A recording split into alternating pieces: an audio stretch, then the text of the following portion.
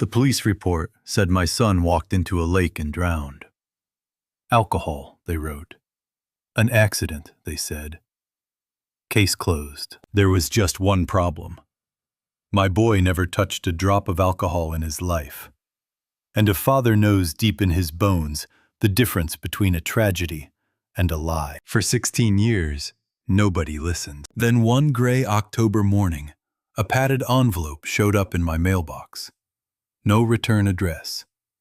Inside was Danny's watch, the one I gave him for his 20th birthday. Its hands frozen at 11:47, the exact minute they claim my son went into the water. And tucked beside it, 3 words in careful handwriting: he didn't fall. What I uncovered after that morning would expose a killer who had been sitting at my own family's table for 16 years. And a truth my son gave everything trying to bring into the light. My name is Frank Calloway. I've spent 30 years at a welding bench in Pittsburgh, and the trade taught me one rule I've never broken. You finish what you start. You don't walk away from the joint because it's getting hot. Before we begin, tell me in the comments where you're listening from tonight. And if you believe some truths are worth waiting 16 years for, make sure you're subscribed. This is the story of how I finished what my son started. 16 years ago, I buried my son with a lie written on his death certificate. Not because I believed it. I never believed it. But because no one listens to a grieving father who has no proof, and grief has a way of making you too tired to fight the battles you know you're losing. Last Tuesday morning, proof found me. It came the way important things sometimes do quietly, without announcement, stuffed between a water bill and a grocery store circular, in a black metal mailbox at the end of my driveway. A padded envelope, the kind you buy at any post office for $1.50, no return address. My name, written in handwriting I didn't recognize, neat and careful, like someone who wanted to make sure it arrived at exactly the right place. I almost threw it away. I get packages sometimes, welding supplies, replacement parts catalogs, from companies that still think I'm running a full operation instead of a one-man shop with 3 regular clients and more empty floor space than I know what to do with. I stood at the end of the driveway in the gray October morning, the kind of Pittsburgh morning where the sky can't decide between fog and rain and settles on both. And I turned the envelope over twice before I opened it. The watch slid out into my palm before I was ready for it. I knew what it was before I looked at it. There's a weight to certain objects that has nothing to do with their actual mass. The weight of years of memory, of everything attached to them that you can't put down, no matter how many times you try. This watch weighed about 2 ounces, by any reasonable measure. In my hand, standing at the end of my driveway on a Tuesday morning at 6:47, it weighed considerably more than that. It was a Seiko automatic, stainless steel case, brown leather band, worn soft from years of daily use. I had given it to Danny on his 20th birthday, 2 years before he died. A practical gift, the kind I always gave. Something that would last, something that would work. I remember him strapping it on at the kitchen table, holding his wrist up to the light, turning it back and forth, the way young men do when they're trying to decide if they like something without admitting they already do. He wore it every day after that. He was wearing it the night he died. The hands were stopped at 11:47. The exact time the police report said Danny went into the water at Lake Erie on the night of June 14th, 2008. I had read that time so many times over the years that it lived somewhere behind my eyes, permanent as a scar. 11:47. That was when my son stopped. That was when everything else stopped, too. Even if it took me a while to understand that. I stood there for a long time.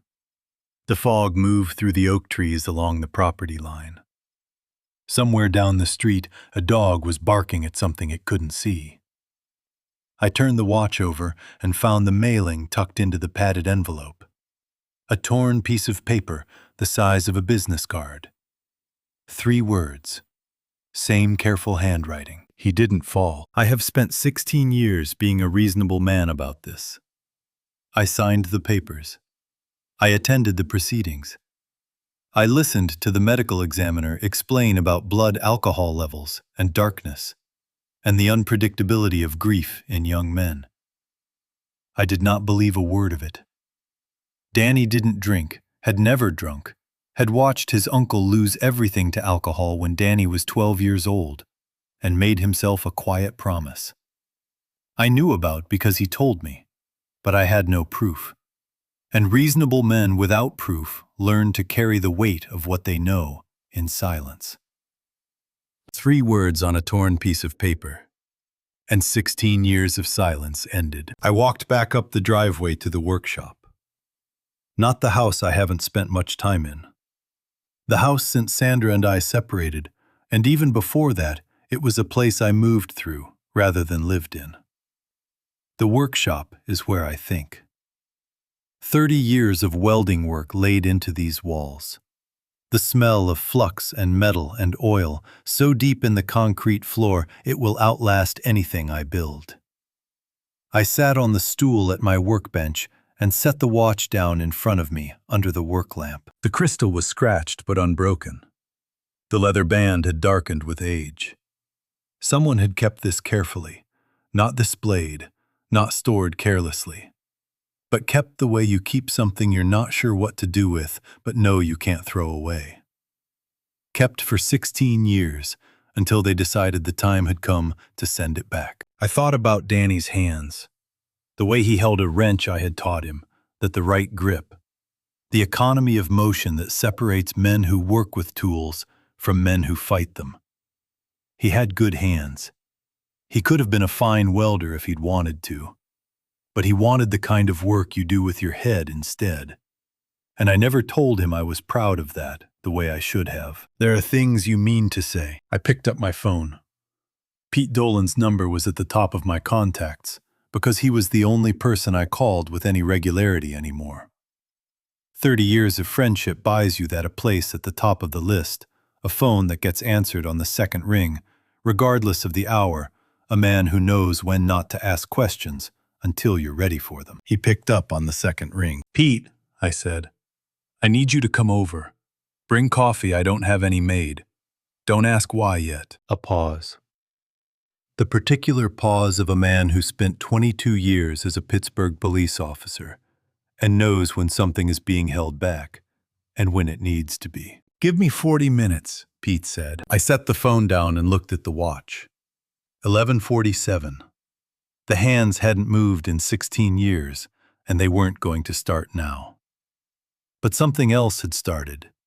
I could feel it the way you feel a weld beginning to take, that moment when the metal stops resisting and starts accepting, when 2 separate things begin to become one. Someone out there had kept my son's watch for 16 years. Someone had decided that 16 years was long enough. 40 minutes is a long time when you have nothing to do but sit with a dead man's watch and your own thoughts. I didn't move from the workbench. I thought about making coffee and decided against it. Pete would bring some, and having a task to do felt dishonest just then, like I was trying to avoid something that needed to be sat with. So I sat with it. The work lamp threw a circle of yellow light across the bench, and the watch sat in the center of that circle. And I looked at it the way you look at something you've been trying not to look at for a very long time. The last time Danny called me was a Thursday evening in June. June 12th, 2008. I know the date because I looked it up afterward, pulled the phone records, sat in this same workshop, confirmed what I already knew. He called at 8:14 in the evening. We talked for 11 minutes. I have replayed those 11 minutes more times than I can count. He called from his cell phone, which meant he was outside. Somewhere Danny always went outside to make calls. Said he thought better with open air around him. A habit I never questioned, because it was exactly the kind of thing I would have done at his age. His voice was normal at first. We talked about his summer job, the one he'd taken at a downtown Pittsburgh accounting firm to build experience before his senior year. We talked about a weld repair I was doing on a warehouse roof in Allegheny County. Small talk. The kind fathers and sons who understand each other don't need to dress up with anything extra. Then his voice changed, not dramatically. Danny wasn't a dramatic person. He'd gotten that from me, the tendency to keep things level, even when they weren't. But I heard it. The slight tightening, the half-second pause before certain words, the sound of a young man who is trying to decide how much to say. "Dad," he said, "I found something at work. Something I don't think I was supposed to find." I asked him, what kind of something? "The kind that involves people I know," he said. "People connected to our family. I need to think about it before I say more. I don't want to say the wrong thing." I told him that was fine. I told him we'd talk about it over the weekend he was coming for Sunday dinner. Something Sandra still organized back then, when the house still felt like a place worth gathering in.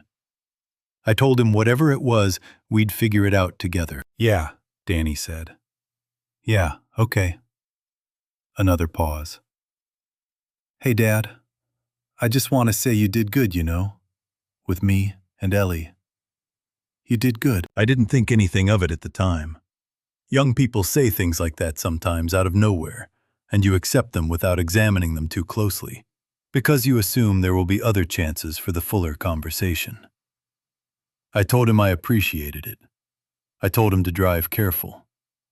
I told him I loved him. He said he loved me too. Then the call ended. There was no Sunday dinner. 2 days later, on the morning of June 15th, a Mill Creek Township patrol officer named Hendricks called to tell me they had found Danny's car parked near the boat launch at Presque Isle State Park.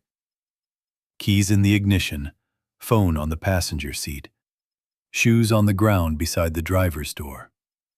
The kind of scene that tells a story before anyone speaks a word of it. They found his body in the lake at 9:40 in the morning. The medical examiner, a man named Castellano, who I later learned had a relationship with Roy Harmon I didn't know about at the time, ruled accidental drowning. Blood alcohol consistent with significant intoxication. No signs of struggle. I knew it was wrong the moment I heard it. Danny did not drink. This was not a preference or a phase. It was a decision he had made at 12 years old, when he watched his Uncle Raymond lose his marriage, his job, and the use of his left hand to a decade of serious drinking. Danny had told me about that decision once, quietly, not looking for praise, just stating a fact. He said he'd seen what it did to a man, and he didn't want any part of it. In 22 years, I had never seen my son take a drink of anything stronger than coffee. The medical examiner's report said otherwise. I told the detective handling the case.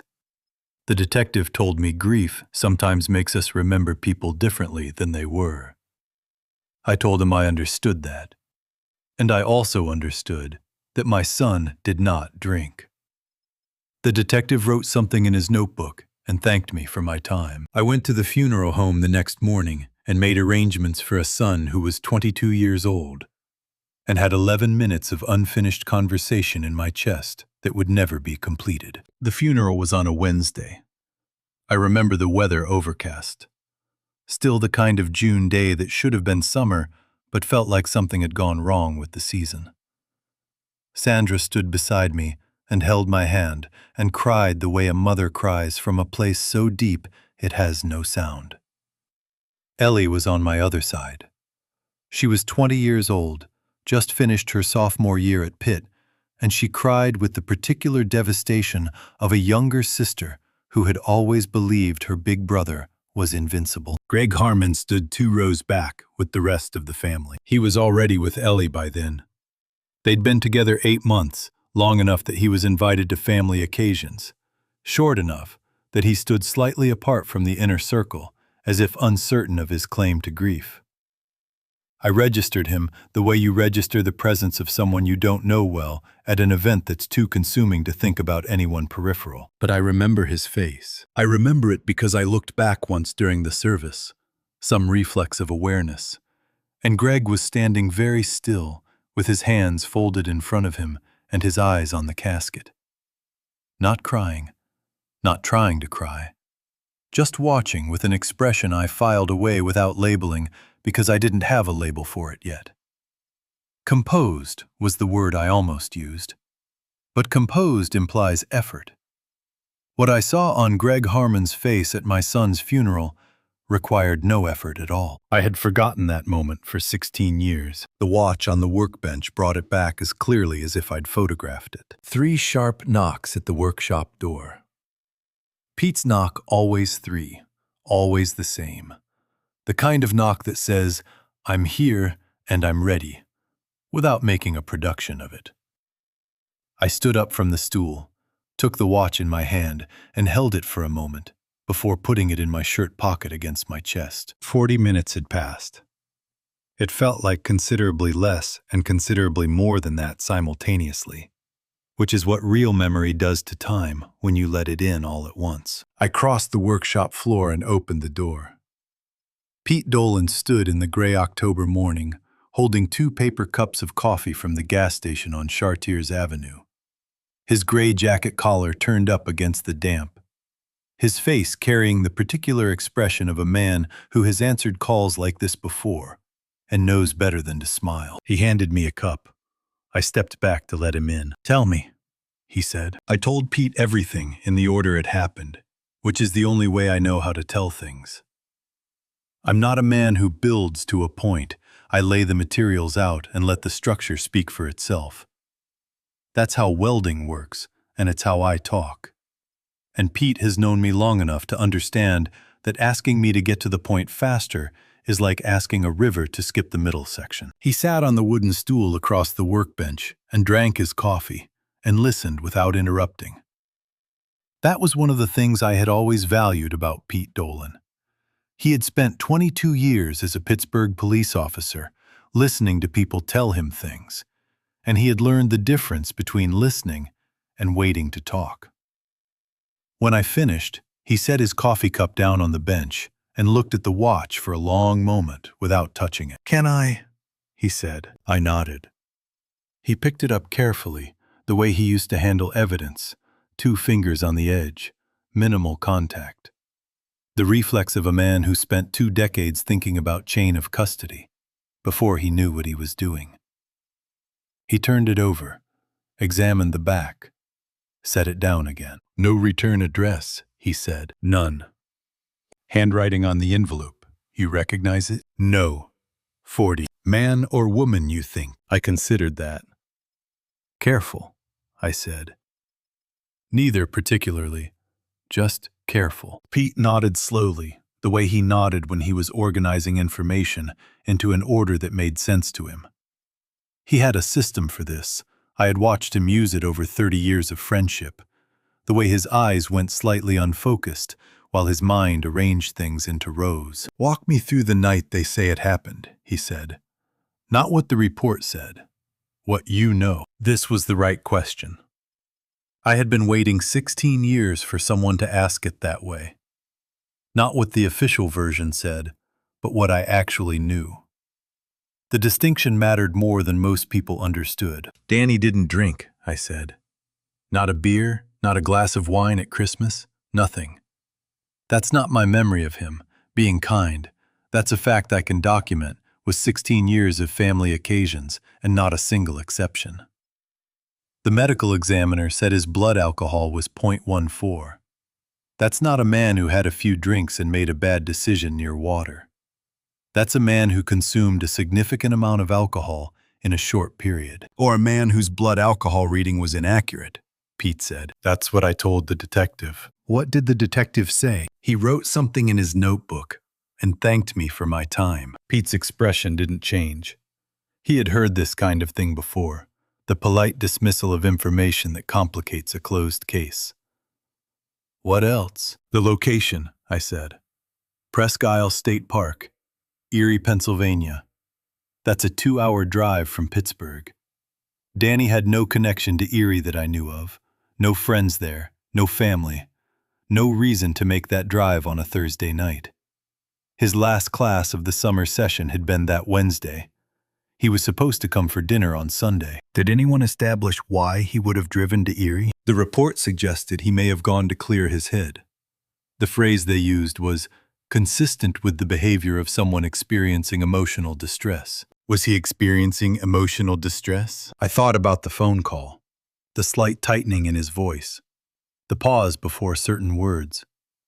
The way he had said what he said at the end, "You did good, Dad," with me and Ellie, in the tone of a man who wanted to make sure something was said before a conversation he was nervous about. He was worried about something, I said. There's a difference. Pete picked up his coffee again. Drank. Thought. Outside the workshop, the October fog was beginning to thin, the way Pittsburgh fog does in the morning, reluctantly, in patches, as if it resents being asked to leave. The shoes, Pete said. I looked at him. You said his shoes were on the ground beside the driver's door, outside the car. That's what the officer told me. Keys in the ignition, phone on the passenger seat, shoes on the ground. A man who drives 2 hours in emotional distress and decides to walk into a lake, Pete said, takes his shoes off before he goes in. I had thought about this. I had thought about it in the weeks after the funeral, when thinking about it felt like the only honest response to what had happened. And I had thought about it in the years since, when I was tired enough to let my guard down. The report characterized it as consistent with impaired judgment, I said. Impaired enough to take your shoes off neatly beside the car? Pete said. Not impaired enough to leave them inside, or lose them in the water, or forget about them entirely. Yes. That's not impaired judgment, Pete said. That's staging. The word landed in the workshop the way certain welds land clean, precise, joining two things that were always meant to be connected, but needed the right heat to come together. Staging. I had thought it without saying it for 16 years. Hearing it said out loud by a man who had spent his career making exactly these kinds of distinctions changed its weight somehow. Made it more real and more terrible at the same time. Someone went to some trouble, Pete said. Drove in 2 hours from Pittsburgh. Set the scene carefully enough to satisfy an initial investigation. Had enough reach to make sure the investigation stayed initial. He paused. Who sent the watch? Frank, someone out there knows what happened. They kept that watch for 16 years, and then they decided 16 years was long enough. That's not someone acting randomly. That's someone who was waiting for the right moment. I put my hand in my shirt pocket and felt the watch there against my palm. The stopped hands, the scratched crystal. 2 ounces of metal and memory that had spent 16 years in someone else's possession before finding its way back to mine. Then let's find out who, I said. Pete set his coffee cup down with the finality of a man who has just agreed to something he knows will be significant. I'll make some calls this afternoon, he said. I still know people in records. If there's anything in the original investigation file that doesn't match what they told you, I'll find it. He stood, buttoned his jacket, and looked at me with the expression I had come to recognize over 30 years. The one that meant he was taking something seriously in a way that had nothing to do with obligation and everything to do with the kind of loyalty that doesn't need to announce itself. One more thing, he said at the door. The person who sent that watch, they knew your address. They knew the watch would mean something to you specifically. This wasn't a stranger, Frank. This was someone who knew Danny. Someone who knew your family. He left. I sat back down at the workbench and looked at the place where the watch had been sitting. The faint ring the crystal had left on the wood. Someone who knew Danny. Someone who had been carrying this for 16 years. I thought about every person who had attended that funeral, standing in the overcast June stillness. Every face I had registered and filed away in the fog of those first terrible days. One face kept coming back. Pete came back the next morning with a legal pad and more gas station coffee, and the look of a man who had spent the evening making phone calls he wasn't supposed to make. He set the pad on the workbench, uncapped a pen, and looked at me across the yellow circle of the work lamp. Tell me about Greg Harmon, he said. Everything. Start from the beginning. I had been thinking about how to do this since the previous morning. There is a particular difficulty in talking about someone you trusted for a long time. You keep having to account for your own blindness, which is uncomfortable in a way that feels like it should be private. But Pete wasn't asking for my comfort. He was asking for the truth, which is a different thing. Roy Harmon came to me in 2002, I said. He was putting together a consortium for a federal highway contract in Allegheny County, bridge reinforcement work, the kind of job that requires certified welding at scale. My operation was small, but my certification was solid, and my reputation was clean. Roy offered me a subcontract worth more than I'd made in the previous 3 years combined. You took it. I took it. The work was legitimate. I did the welding. I got paid. Everything was above board on my end. Roy and I had a professional relationship for about 4 years. Civil, respectful. The kind of relationship where you shake hands at the end of a job and mean it without being friends. And Greg came later. 2005, Ellie's freshman year at Pitt. She brought him home for Thanksgiving. Roy Harmon's son, 20 years old, junior at Carnegie Mellon, studying finance. Polite, articulate. The kind of young man who knows which fork to use and makes sure you notice that he knows. I paused. I didn't dislike him. He was good to Ellie, attentive in the way young men are when they're trying to make an impression on the father. I had no reason to look harder than that. But Danny did, Pete said. This was the part I had been sitting with since the watch arrived. The part that required me to admit something I had avoided admitting for 16 years, because admitting it meant confronting what I had failed to do with the information. Danny didn't like him from the beginning, I said. Not dramatically. Danny wasn't a dramatic person. But he was perceptive in the way quiet people sometimes are the ones who watch more than they talk. About 3 months after Greg started coming around regularly, Danny said something to me in this workshop. We were working on a repair job together, and he set down his tools and said without looking up, "There's something off about him, Dad. About Greg. I can't name it yet. I just think you should watch." What did you say? I looked at the workbench. I told him Ellie seemed happy. I told him Greg came from a good family and was doing well in school. I told him sometimes we take a while to warm up to people our siblings bring home. Pete wrote something on the legal pad. You didn't ask him what he meant by off. No. Why not? The honest answer was the only answer worth giving. Because I didn't want to. Greg made Ellie happy. Roy Harmon had been a straight business partner. Everything on the surface was fine, and I had a full schedule and a marriage that was already becoming difficult, and it was easier to tell Danny he'd warm up eventually than to pull at the thread he was offering me. Pete nodded without judgment, which was the right response. When did Danny take the summer job at the accounting firm? Spring of 2008, his junior year. The firm had a contract with several of Roy Harmon's subsidiary companies, standard bookkeeping work, the kind of entry-level position that gives finance students exposure to real accounts.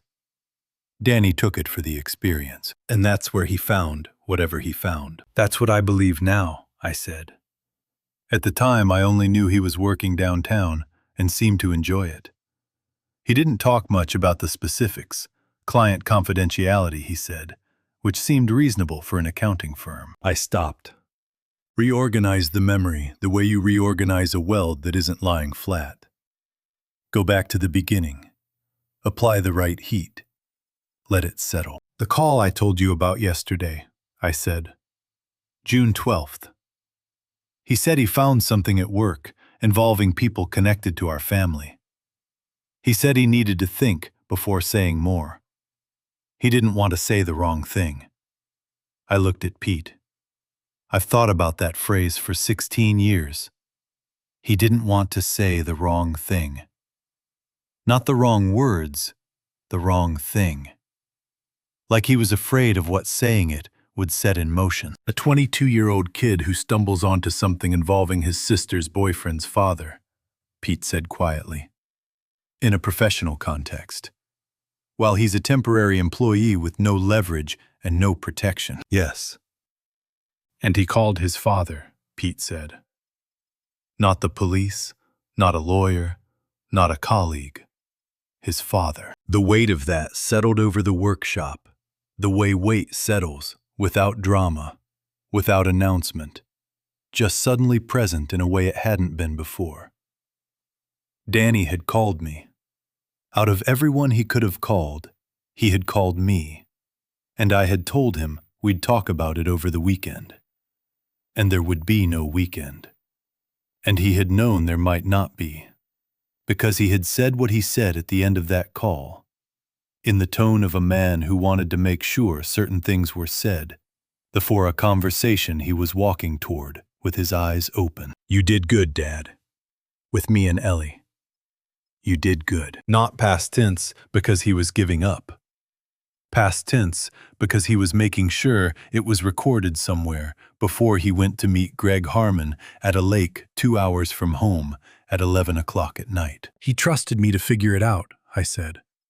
If something happened. He trusted me to know where to look. Pete set down his pen. Outside the workshop, a delivery truck rumbled past on the street, the particular vibration of heavy freight that I have felt in my bones for 30 years of working near it. When it passed, the silence was very complete. Roy Harmon, Pete said. Federal contract subsidiary companies, a son embedded in the family of a certified welder with clean credentials. I want to pull everything public record on his business operations from 2000 through 2008.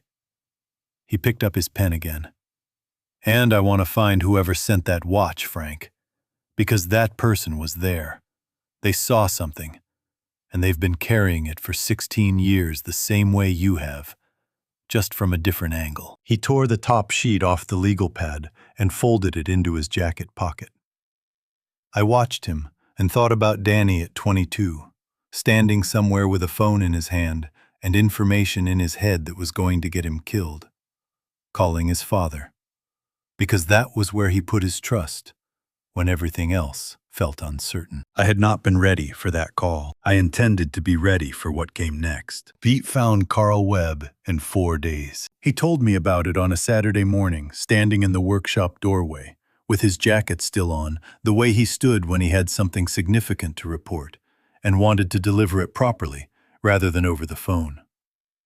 4 days of calls to former colleagues, record searches, and one conversation with a retired Allegheny County clerk who owed Pete a favor from a case in 2011.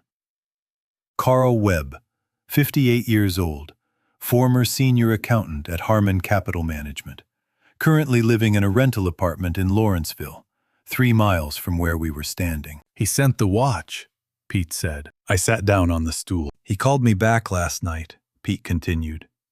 I had left a message with a mutual contact, someone who worked at Harmon Capital the same year as Carl did. Carl called me at 9:45 from a number I didn't recognize, on a phone I later learned was a prepaid. He was careful. He's been careful for 16 years. Pete paused. He said he's been waiting for someone to come asking. Said he almost sent the watch 5 years ago but lost his nerve. Something changed recently. He didn't say what, and he decided he'd carried it long enough. We met Carl Webb that afternoon at a diner on Butler Street in Lawrenceville. A narrow place with vinyl booths and coffee that came in mugs the size of small bowls, and a level of ambient noise that made private conversation possible without effort. Pete had chosen it. He still thought about things like that. Carl was already in the back booth when we arrived. 58 years old, but he looked older, the particular aging of a man who has spent years under a weight he couldn't put down and couldn't share. Thin, careful in his movements, the kind of stillness that isn't calm, but is instead the result of long practice at containing something that wants to move.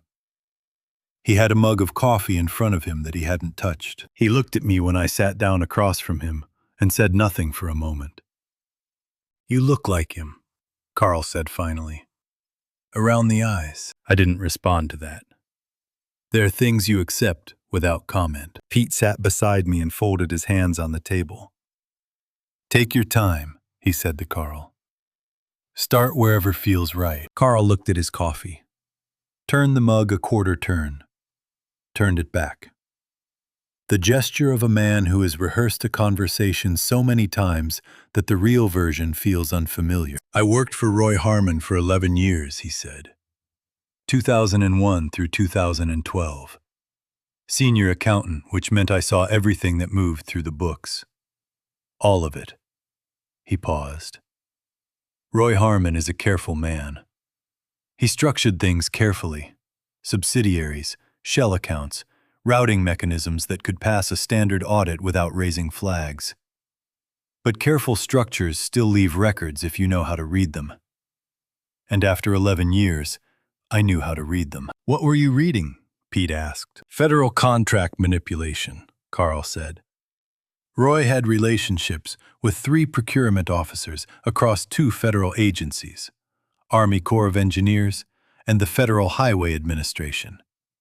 Those relationships allowed him advance notice of contract specifications before public announcement. He would then adjust his bids accordingly and share specifications with selected competitors in exchange for subcontracting agreements. The competitors won contracts they'd been set up to win. Roy got the subcontracts. Everyone got paid. The federal government paid inflated prices for work that had been rigged from the beginning. I thought about the subcontract Roy had offered me in 2002. The work that was legitimate on my end, I had believed that had operated cleanly, had assumed the larger structure around me was equally clean. Now I sat in a diner booth in Lawrenceville and understood that my clean work had been a component in something that was not clean at all. Danny worked for you that summer, I said. 2008. Carl looked at me. He was a good kid. Sharp. The kind of intern who actually reads the documents instead of just processing them. He came to me in late May with a question about a routing discrepancy he'd found in one of the subsidiary accounts. Framed it as a learning question, like he wasn't sure he was reading it right. Carl's jaw tightened. He was reading it exactly right. Did you tell him that? I told him to leave it alone. I told him it was above his pay grade, and above mine too. And the smartest thing a summer intern could do was finish his hours and go back to school in the fall. Carl looked at his hands. He thanked me and walked back to his desk. I thought that was the end of it. It wasn't, Pete said. 3 weeks later, Greg Harmon called Roy. I wasn't supposed to hear that conversation. I was working late. Roy thought I'd left. Greg told Roy that Danny had been asking questions, that he'd confronted Greg directly about what he'd found. Roy told Greg to handle it. Carl stopped, picked up his coffee mug, and set it down without drinking. I understood what handle it meant. I'd worked for Roy Harmon for 7 years by then. I knew what that phrase meant in that context. The diner noise continued around us plates conversation, a television in the corner playing a football pregame show. Ordinary Saturday afternoon sounds surrounding an entirely extraordinary conversation. You were at the lake, I said. Carl nodded slowly. I followed Greg that night. I told myself I was going to stop it, that I'd call the police, that I'd intervene. But I was 58 miles from Pittsburgh, and I was afraid. And by the time I understood what was actually happening, it was already over. He looked at me directly for the first time since we'd sat down. I saw them on the bank, Greg and Danny. They were arguing. I couldn't hear the words, but the body language was clear. Danny was standing his ground. Greg was calm. The kind of calm that's worse than anger. Another pause. I saw Greg move toward Danny. I saw Danny go down. I saw Greg walk back to his car, alone. The booth was very quiet. You didn't call anyone, Pete said. Not an accusation. A statement of fact requiring acknowledgement. I picked up the watch from the grass where it had fallen during the struggle, Carl said. And I drove home. And I have not had a single night of uninterrupted sleep in 16 years. He reached into his jacket and placed a manila envelope on the table between us. This is a copy of the documentation I kept from Harmon Capital. Account records, routing confirmations, the email chain between Roy and Greg from the week before Danny died. It won't be enough on its own, but it tells the story clearly enough that someone who knows what they're looking at will understand what happened. I looked at the envelope. 16 years of a man's conscience distilled into paper. Why now? I said. What changed? Carl was quiet for a moment. Roy Harmon had a heart attack in August. He's recovered, but it reminded me that people don't live forever. And when they're gone, what they did goes with them, unless someone makes sure it doesn't. He looked at me steadily. Danny wasn't the only one who knew what Roy was doing, but he was the only one who tried to do something about it. He deserved better than what he got. So did you. We left the diner 40 minutes later. Pete carried the envelope. I walked to the car and sat in the passenger seat and looked at the October afternoon through the windshield without really seeing it. Danny had gone to that lake knowing it was dangerous, and gone anyway, because he had found something wrong and couldn't find a way to leave it alone. That was his character, compressed into one terrible decision. He got that from me. We spread the documents across the workbench at 4:30 that afternoon. The manila envelope's contents laid out in the order Carl had organized them, which was the order of someone who had spent 11 years working with financial records and understood that sequence was everything when you were trying to tell a story with numbers. Pete put on his reading glasses. I stood beside him, and we went through it together the way you go through a complex weld diagram, slowly checking each connection before moving to the next, making sure you understand what you're looking at before you decide what it means. The documents covered 7 years of Roy Harmon's federal contracting activity. Account ledgers from 3 subsidiary companies, each one legitimate on the surface. Registered businesses, proper filing, clean audit trails. For anything a standard review would catch. But Carl had flagged the anomalies in pencil. Small, precise marks in the margins that directed your eye to the places where the numbers told a different story, if you knew the vocabulary. Bid specifications received before public announcement dates. Payments routed through subsidiaries to accounts registered in Delaware and Nevada. Correspondence between Roy Harmon and procurement contacts that was careful enough to avoid explicit language, but clear enough in context to be unmistakable. The kind of paper trail that doesn't exist until someone patient enough to read it all the way through decides to follow where it leads. Pete moved through the pages methodically, making notes on his legal pad. I followed a half step behind, reading what he read, absorbing what I could. I had spent 30 years with financial documents of my own, smaller scale, simpler structure, and I understood enough to follow the shape of what Carl had preserved, even when the specific accounting mechanisms were beyond my expertise. Then I turned to the third set of pages. Federal Highway Administration subcontract agreements, fiscal years 2002 through 2006. Certified welding and structural reinforcement services. I read the contractor names listed in the first column the way you read something you expect to be routine, and then I stopped. Calloway Welding and Fabrication, Allegheny County, Pennsylvania. My name, my company. 3 separate subcontracts over 4 years, all listed as components of a larger contract structure that Carl's pencil marks indicated had been awarded through the manipulation Roy had spent years perfecting. I set the page down on the workbench. I had known this was possible since Carl mentioned it at the diner. I had turned the idea over during the drive back, examining it from different angles, the way you examine a piece of metal for stress fractures, methodically, without flinching, because flinching doesn't change what's there. But seeing my company name in print in a document that laid out the mechanism of a federal contracting fraud was a different thing from knowing it abstractly. My work had been legitimate. I had welded what I was hired to weld, done it correctly, billed accurately, operated without a dishonest thought. That remained true. But my legitimate work had been a component in a structure that wasn't legitimate, and my clean credentials had lent credibility to a system that Roy Harmon had built on manipulation and bribery.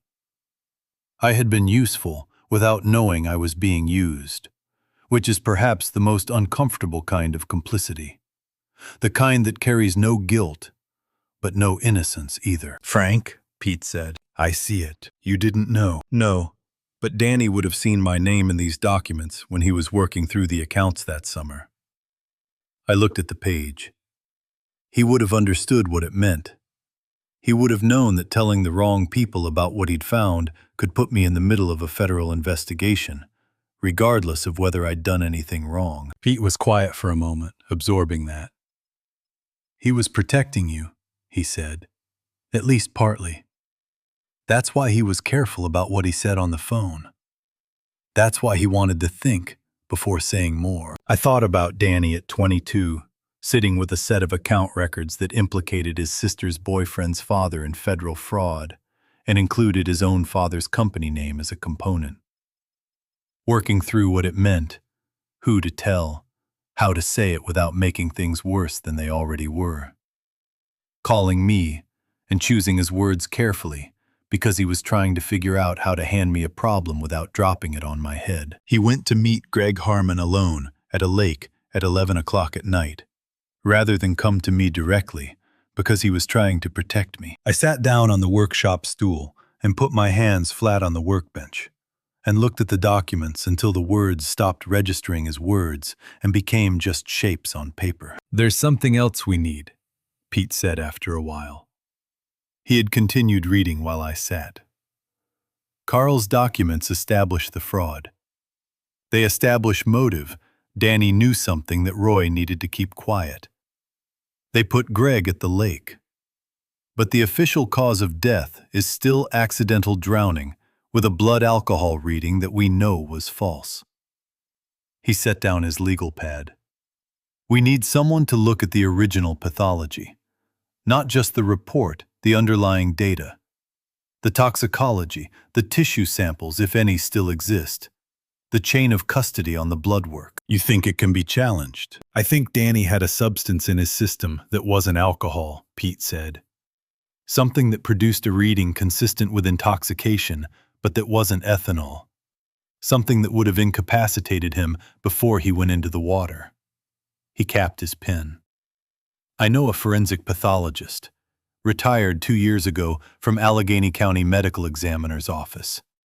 30 years of experience, no relationship with Roy Harmon, no reason to protect anyone's conclusions. Her name is Ann Reyes. She still consults occasionally on cases that matter to her. Will she look at this? She'll look at anything that she thinks was done wrong, Pete said. That's who she is. He began gathering the documents back into the envelope, careful and precise. I'll call her tonight. I watched him work and thought about the chain of events that had brought us to this workbench. Carl keeping documents for 16 years out of guilt and professional habit. Pete maintaining relationships with the right people. Danny leaving a trail that could be followed by someone patient enough to follow it. Danny had trusted me to know where to look. He'd been right in the end, just 16 years later than either of us would have wanted. I looked at the watch on the workbench. 11:47. The hands hadn't moved, but something else had. We had motive. We had a witness. We had a paper trail. And if Ann Reyes found what Pete thought she would find, we would have proof that the cause of death was not what anyone had been allowed to say it was. It was not enough yet. But it was beginning to be something. Ann Reyes lived in a narrow 2-story house in Squirrel Hill, with a front porch crowded with potted plants that had mostly finished blooming for the season, and a side entrance she used as her working door. Pete had called her the previous evening. She had said yes without asking many questions, which Pete told me was characteristic. She didn't ask questions before she saw the material, because she preferred to let the material ask its own questions first. She met us at the side door at 2 in the afternoon. A compact woman in her early 60s, with silver hair cut short and reading glasses pushed up on her forehead, and the particular economy of movement that comes from spending 3 decades in rooms where precision was not optional.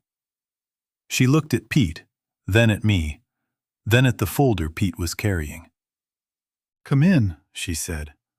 "Coffee's made." Her working room was at the back of the house. A long table, good overhead lighting, a wall of reference materials organized with the specificity of someone who knew exactly where everything was and why. She had cleared space on the table before we arrived. She took the folder from Pete, set it down, and began reading without preamble, the way a person reads when they are genuinely interested in what the material says rather than in what they're going to say about it. Pete and I sat in the chairs she had positioned against the side wall. We drank our coffee. We did not speak. There are people in the world who fill silence because silence makes them uncomfortable. And there are people who understand that silence is sometimes the only appropriate container for what's happening in a room. Ann Reyes was the second kind. So was Pete. So was I, more or less, though it took more effort that afternoon than it usually did. She read for 22 minutes. I know because I watched the clock on her wall, not out of impatience, but because I needed something concrete to attach my attention to while she worked. Then she took her reading glasses from her forehead, put them on, and went back to the beginning. "Walk me through what you're asserting," she said to Pete without looking up. "That the blood alcohol reading in the toxicology report is inconsistent with the subject's established behavior and personal history," Pete said. "And that the manner of death determination may not reflect the actual cause." "You're asserting homicide." "I'm asserting the possibility. I'm asking you to look at the data and tell me if the possibility is supported." She turned pages.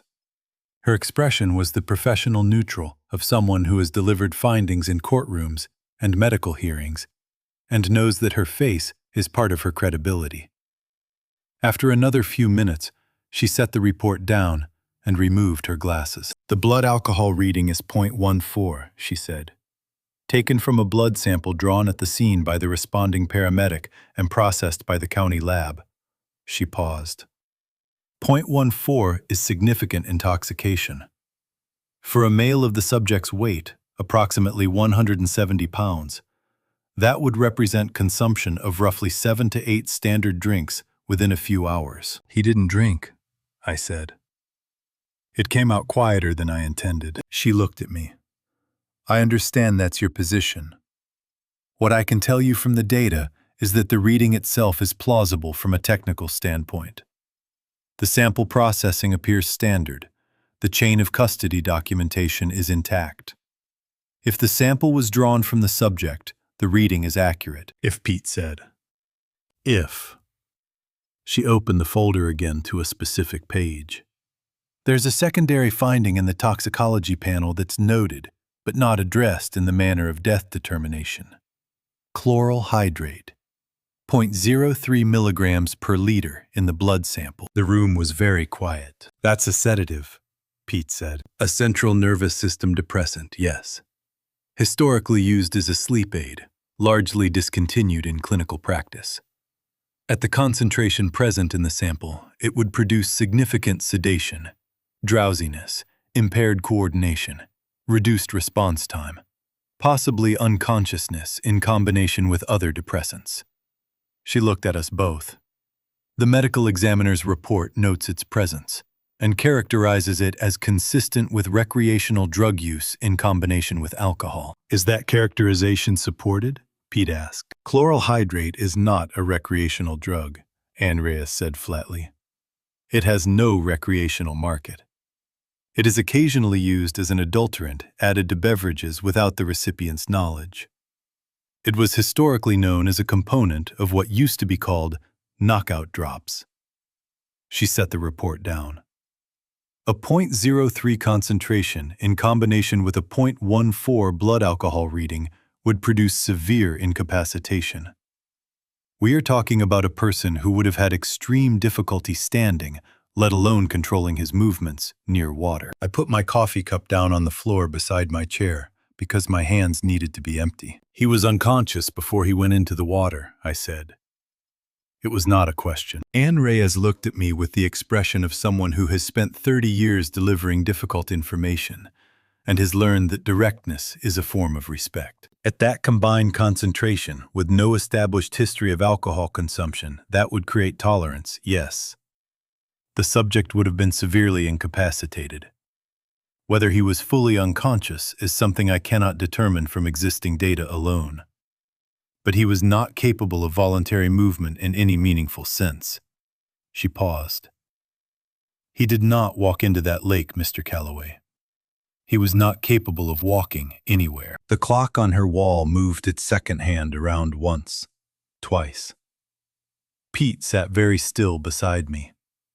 Outside, a car passed on the street, the ordinary sound of an ordinary Tuesday afternoon in Squirrel Hill. My son had been drugged. Someone had given him something in a drink, and something he'd eaten, and some delivery mechanism he would not have recognized or suspected, and then had taken him to a lake 2 hours from Pittsburgh and put him in the water while he was unable to resist.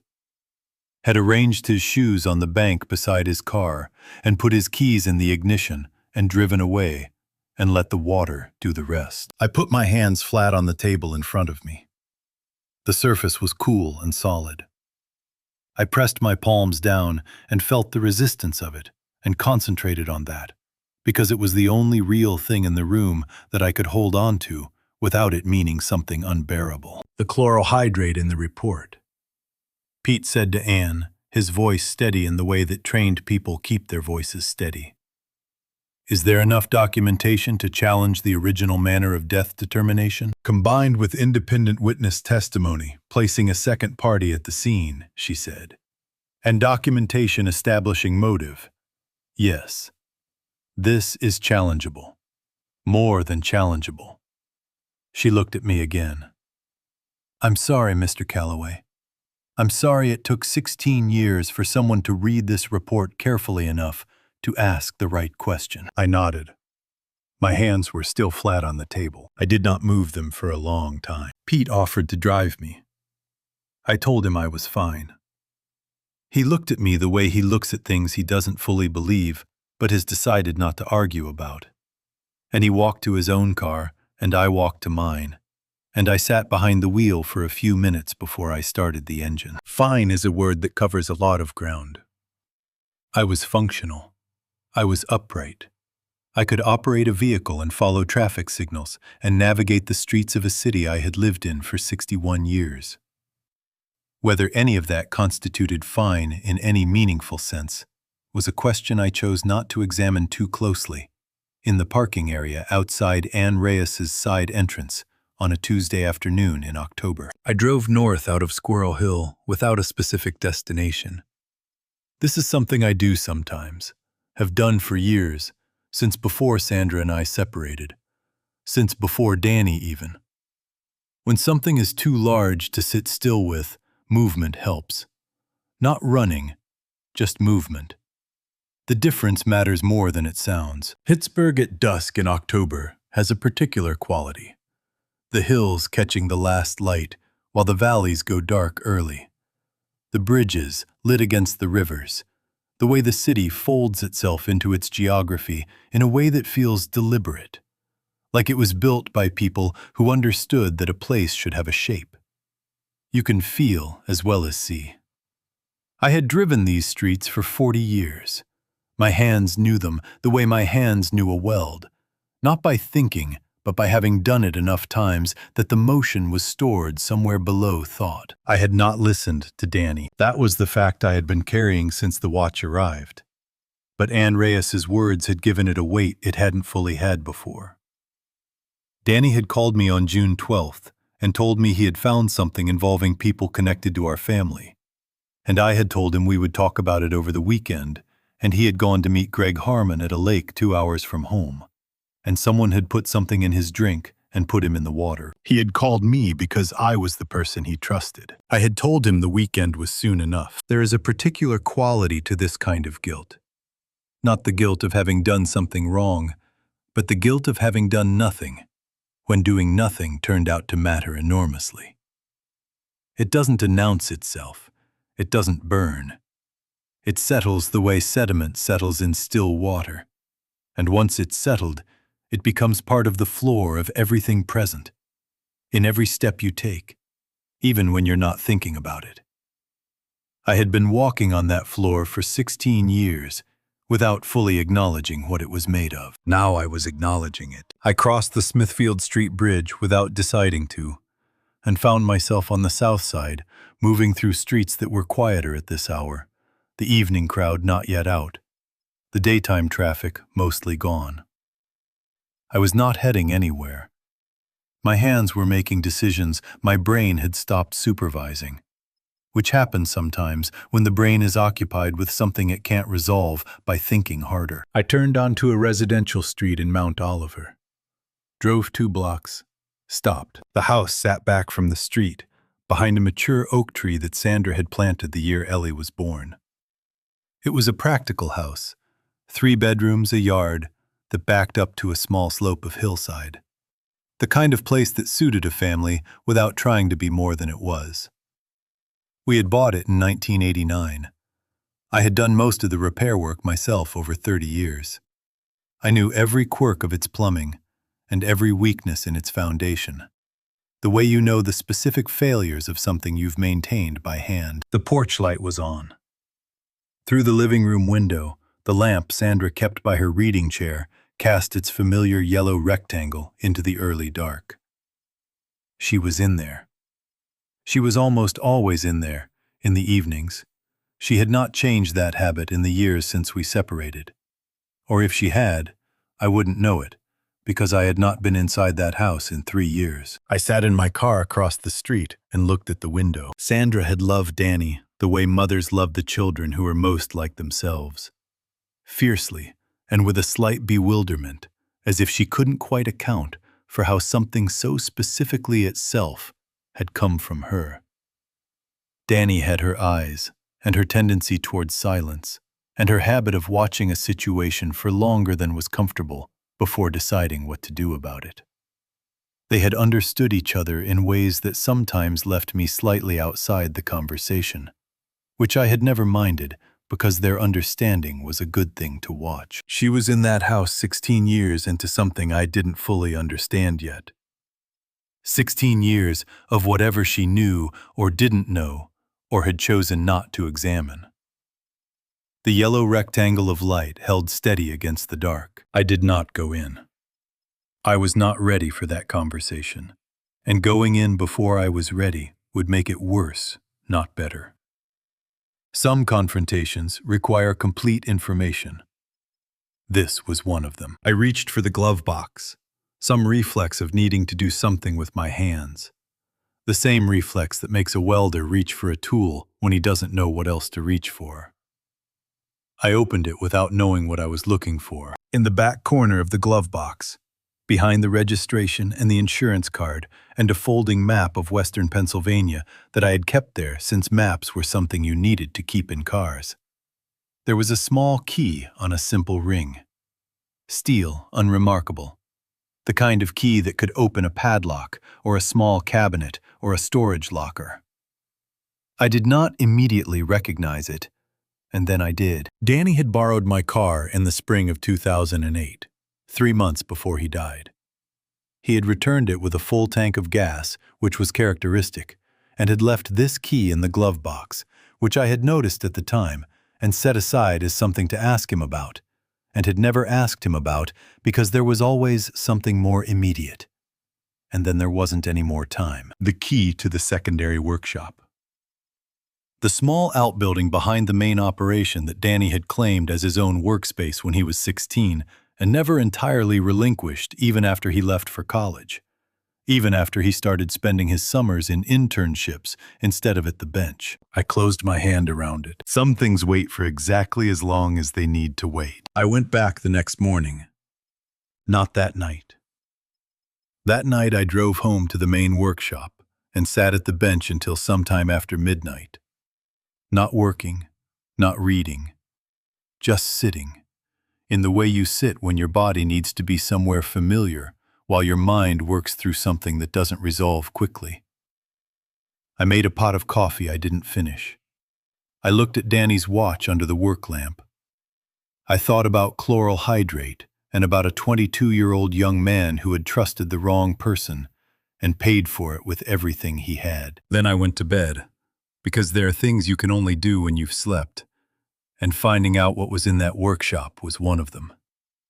I wanted to be present for it, fully present, not running on the fumes of a day that had already asked more of me than most days do. The secondary workshop sat 40 feet behind the main building, connected by a gravel path that I had laid myself in 2001, when Danny was 15 and had started spending his afternoons out there with a second-hand arc welder and a collection of scrap metal, and the particular focused energy of a teenager who has found the thing that makes sense to him.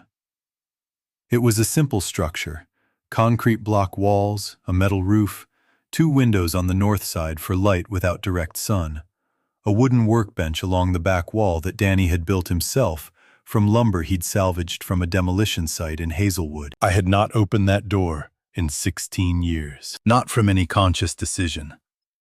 In the weeks after Danny died, I had gone in once to collect some tools I needed, and the smell of the place, metal and wood, and the particular cold air smell of a space that hasn't been heated in a few weeks, had been so specifically him that I had taken what I needed and come out and not gone back. Grief teaches you which rooms you can enter and which ones you cannot, and this was a room I had decided I couldn't enter. The decision had held for 16 years without my having to renew it. I stood at the door with the key in my hand for a moment. Then I unlocked it and pushed it open. The smell hit me first. Not the acute version of that first time 16 years had softened it, the way time softens most things, whether you want it to or not. But it was still there, underneath the dust and the cold air and the faint rust smell of tools that hadn't been moved. Metal and wood, and the ghost of the particular welding flux Danny had preferred. A brand I had introduced him to, and that he had used exclusively from the age of 16. The workbench ran the full length of the back wall. His tools were racked above it in the order he kept them. Not my order, which runs by size, but his order, which ran by frequency of use. The things he reached for most often, closest to hand. The rack was dusty but undisturbed. No one had been in here since the last time Danny left it. His work stool stood at the bench positioned at the angle he always set it, slightly left of center, which accommodated his habit of leaning right when he was focused on something fine. I had teased him about it once. He had told me it was ergonomically correct, and shown me an article he'd found somewhere that proved it. He was 20 years old when he said that, certain and patient with my ignorance, in the particular way of young men who have just learned something their fathers don't know yet. On the wall to the left of the bench, he had tacked a piece of paper, a diagram of a weld joint configuration he'd been working out, the pencil lines precise and annotated in his small, careful handwriting. Beside it, a photograph I had not seen before. Danny and a group of friends at what looked like a tailgate party, all of them young and laughing at something outside the frame. He looked approximately 20, which meant it was from his sophomore year. He looked happy in the uncomplicated way of people who are happy, and don't know yet that happiness requires protecting. I stood and looked at the photograph for a while. Then I went to the storage cabinet beneath the right end of the workbench. It was a plain metal cabinet, 2 feet wide, padlocked. The key from my glove box fit the padlock. It took me a moment to be sure the lock was stiff from years of disuse, but it turned, and the door swung open. Inside a metal box approximately 12 inches by 8 inches by 4 inches, welded shut along all 4 seams with the careful, deliberate bead of someone who knew exactly what they were doing and wanted it done correctly. Danny had made this. I could tell from the weld quality, his signature, as individual as handwriting, the slight forward drag he used on flat seams that I had watched him develop over years of practice. It was heavy for its size. I carried it to the workbench and set it down under the north window, where the light was best. There was a seam along one edge that was different from the others, a hinged joint, also welded, but with a different filler. The kind of detail you would miss if you weren't looking for it, but that was obvious once you knew to look. A release mechanism also hidden, a small pressure point on the underside. The kind of thing you would only find if you knew it was there, or were patient enough to examine every inch. I pressed it. The lid released with a soft click and swung up. Inside, wrapped in a layer of oilcloth, and then a layer of what appeared to be waterproof synthetic fabric, of the kind used for outdoor gear, was a composition notebook, the standard black and white kind, college-ruled, the same type Danny had used for schoolwork since middle school.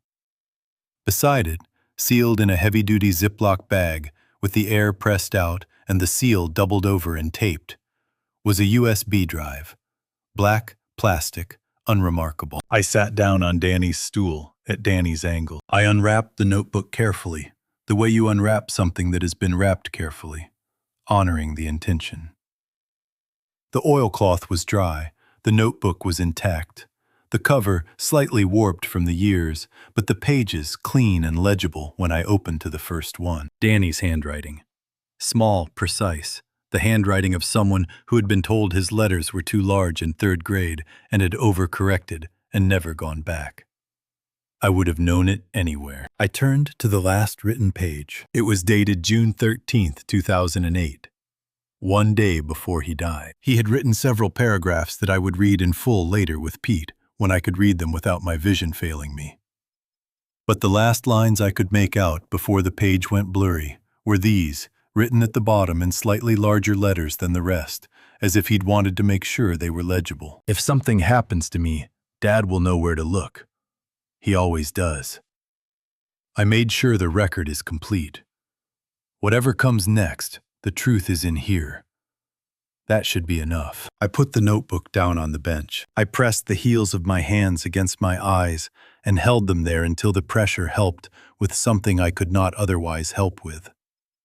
And then I picked the notebook back up and held it against my chest with both arms, the way you hold something you are afraid of losing again.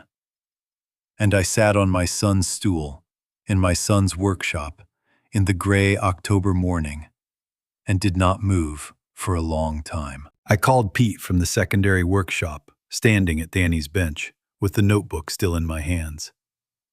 He answered on the second ring as he always does. I found something, I said. You need to come. He was there in 35 minutes. I heard his car on the gravel path and met him at the door and handed him the notebook without speaking. He looked at it, then at me, then at the room behind me, with the careful assessment of someone registering an environment that matters. How long has this been here? He asked. Since before he died, I said. He built the box himself, welded it shut. Pete stepped inside. He looked at the workbench, the tools on the rack, the photograph on the wall, the stool positioned at its characteristic angle. He took in the room the way he took in everything, quietly, completely, filing it in the order that made sense to him. Then he sat on the stool I had pulled from the corner and opened the notebook to the first page. We read it together. I stood beside him and read over his shoulder, and when he turned a page, I was ready for him to turn it, and we did not speak while we read because the notebook did not require commentary. It was sufficient on its own terms. Danny had begun the journal on May 22, 2008, 3 weeks into his summer position at the accounting firm. The early entries were procedural notes on the work itself, observations about the office, the kind of record-keeping a detail-oriented young man makes when he is learning something new and wants to track his own understanding. His handwriting was consistent throughout, small and precise.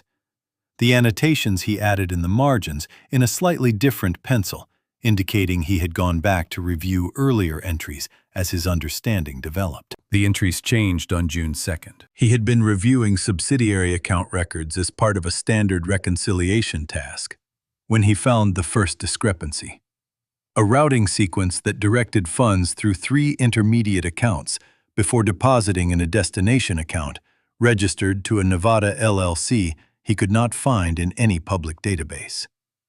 He noted it carefully. He checked his work. He checked it again. The discrepancy was real. Over the following week, he traced it backward. The Nevada LLC connected to a Delaware parent company. The Delaware company had 2 officers listed in its registration documents, Roy Harmon, and a name Danny had noted with the underline he used when something required further attention. G. Harmon, Greg. Danny had written 3 words in the margin at that point, in larger letters than anything else in the notebook. Not a coincidence. He had continued working through the accounts for another 4 days, building a picture of the routing mechanism, cross-referencing against the federal contract records he could access through the firm's database. He was methodical in the way I had tried to be, methodical the way I had apparently passed to him without knowing I was passing it. By June 10th, he had a complete picture of the mechanism. Not every detail, but enough to understand what it was and approximately how long it had been operating. On June 11th, he had confronted Greg. He had written about this in the most careful language in the journal, as if he understood that this page might be read by someone other than himself someday, and wanted to be precise. He had called Greg directly, told him he needed to talk, and Greg had agreed to meet him at a coffee shop in the Strip District that afternoon. Danny had arrived first. He had ordered water and sat by the window and waited. Greg had listened to everything Danny said without interrupting. He had looked at the routing diagram Danny brought. Danny noted that he looked at it for a long time, longer than necessary for someone who already understood what it showed. Then Greg had said, in a tone Danny described as professional and measured, that Danny was misreading the structure, that there were legitimate business reasons for the routing mechanism, that he should talk to Roy directly if he had concerns. Danny had told him he was not going to talk to Roy directly. Greg had said in the same professional tone that he thought Danny should reconsider, that this was a complicated situation involving people Danny cared about, and that saying the wrong thing to the wrong person could have consequences that were difficult to predict. He had looked at Danny when he said consequences. Danny noted in a way that was meant to be understood clearly. Danny had told him he would think about it and left. He had written the entry that evening. The last line of that entry read, "He was threatening me." He kept his voice completely level, and he was threatening me. I need to figure out the right way to handle this. I don't want to do the wrong thing. The second to last entry was June 12th, the day he had called me. He had written it before the call, apparently because he referenced intending to speak to me. He wrote that he was going to tell me what he had found, but that he needed to be careful about how he framed it, because my company name appeared in the subsidiary records, and he didn't want me to be exposed unnecessarily. He was going to ask my advice about the right way to proceed. He wrote, "Dad will know. He always knows the right thing to do, even when it costs him something." I should have gone to him first. I stopped reading. Pete continued for another moment, then stopped too. We stood in the secondary workshop in the gray October light and said nothing for a while. He went to Greg first because he was trying to give him a chance, Pete said finally. He thought Greg might be willing to step back from it, end it voluntarily. He was 22, I said. He still believed people could choose differently. Pete turned to the last written page, June 13th. He read it, then looked at the USB drive, still sealed in its bag on the bench. He picked it up carefully and turned it over. "This is what I need to see," he said. He looked at me. "Do you have a laptop in the main building?" I did. We walked back across the gravel path in the October morning, Pete carrying the USB drive and the notebook, me carrying the weight of what I had just read, and the particular grief of learning that your son believed in you more completely than you had known, at a moment when you were not there to receive it. Pete plugged the drive into the laptop at my main workbench. It opened without a password. Danny had not locked it, which meant he had intended it to be found, and opened without requiring knowledge that might not survive him. The drive contained 3 folders. Pete opened the first one, a single audio file. The file name was a date and time, June 14th, 2008, 10:47 p.m. 16 minutes before Danny's watch stopped. Pete looked at me. I nodded. He pressed play. The audio began with ambient sound. Wind, or something like wind. The particular white noise of an outdoor environment, recorded on a device not designed for outdoor recording. The microphone picking up everything without distinguishing between what mattered and what didn't. A car passing in the distance. The creak of what might have been a car door. Then, breathing close to the microphone, and the sound of someone settling into position. Then Danny's voice. I was not prepared for it. I understood intellectually that the file would contain his voice. That was the point. That was why he had made the recording. But understanding something intellectually and experiencing it are separated by a distance that cannot be measured in any unit I know. I had not heard my son's voice in 16 years. It had lived in my memory the way all voices live in memory. Approximate, slightly wrong in specific ways I couldn't identify. The way a face in a photograph is close, but not quite the face itself. This was the face itself. He sounded young. He was young. 22 years old, speaking into a phone in what sounded like a car. His voice carrying the particular quality of someone who is trying to be calm and is mostly succeeding. There was an underlying current beneath the calm, the kind you learn to hear in people you know well. The sound of controlled nervousness in someone who has decided that nervousness is not going to be permitted to be in charge. He spoke in the deliberate way of someone recording their own thoughts for an audience they might not be able to address directly. It's June 14th, he said. 10:47 in the evening. I'm in the parking area at the north entrance to Presque Isle State Park in Erie, Pennsylvania. I'm about to meet Greg Harmon. A pause. The wind sound continued. Greg called me this afternoon and said he wanted to talk. Said he'd been thinking about our conversation and he had something to show me. Documentation, he said, that would explain the routing structure in a way that would make sense if I understood the full picture. He suggested meeting somewhere private. Another pause. I know what that probably means. I'm not an idiot. A brief exhale, something between a laugh and a steadying breath. But I also know that if I don't go, and if he's telling the truth, I've accused someone of something serious based on incomplete information. And if I go, and something happens, everything I've put together is in the box in the workshop. Dad will find it. He knows where I keep things. Pete had gone very still beside me. I've been thinking about what Dad would do in this situation, Danny continued. He'd go. He'd go because not going means leaving something unfinished, and he doesn't leave things unfinished. He taught me that. You start a weld, you finish the weld. You don't walk away from the joint because it's getting hot. Another pause, shorter. I'm going to go in. I'm going to listen to what Greg has to say. I've got this running, and I'm going to leave it running. If this goes wrong, everything's in the box.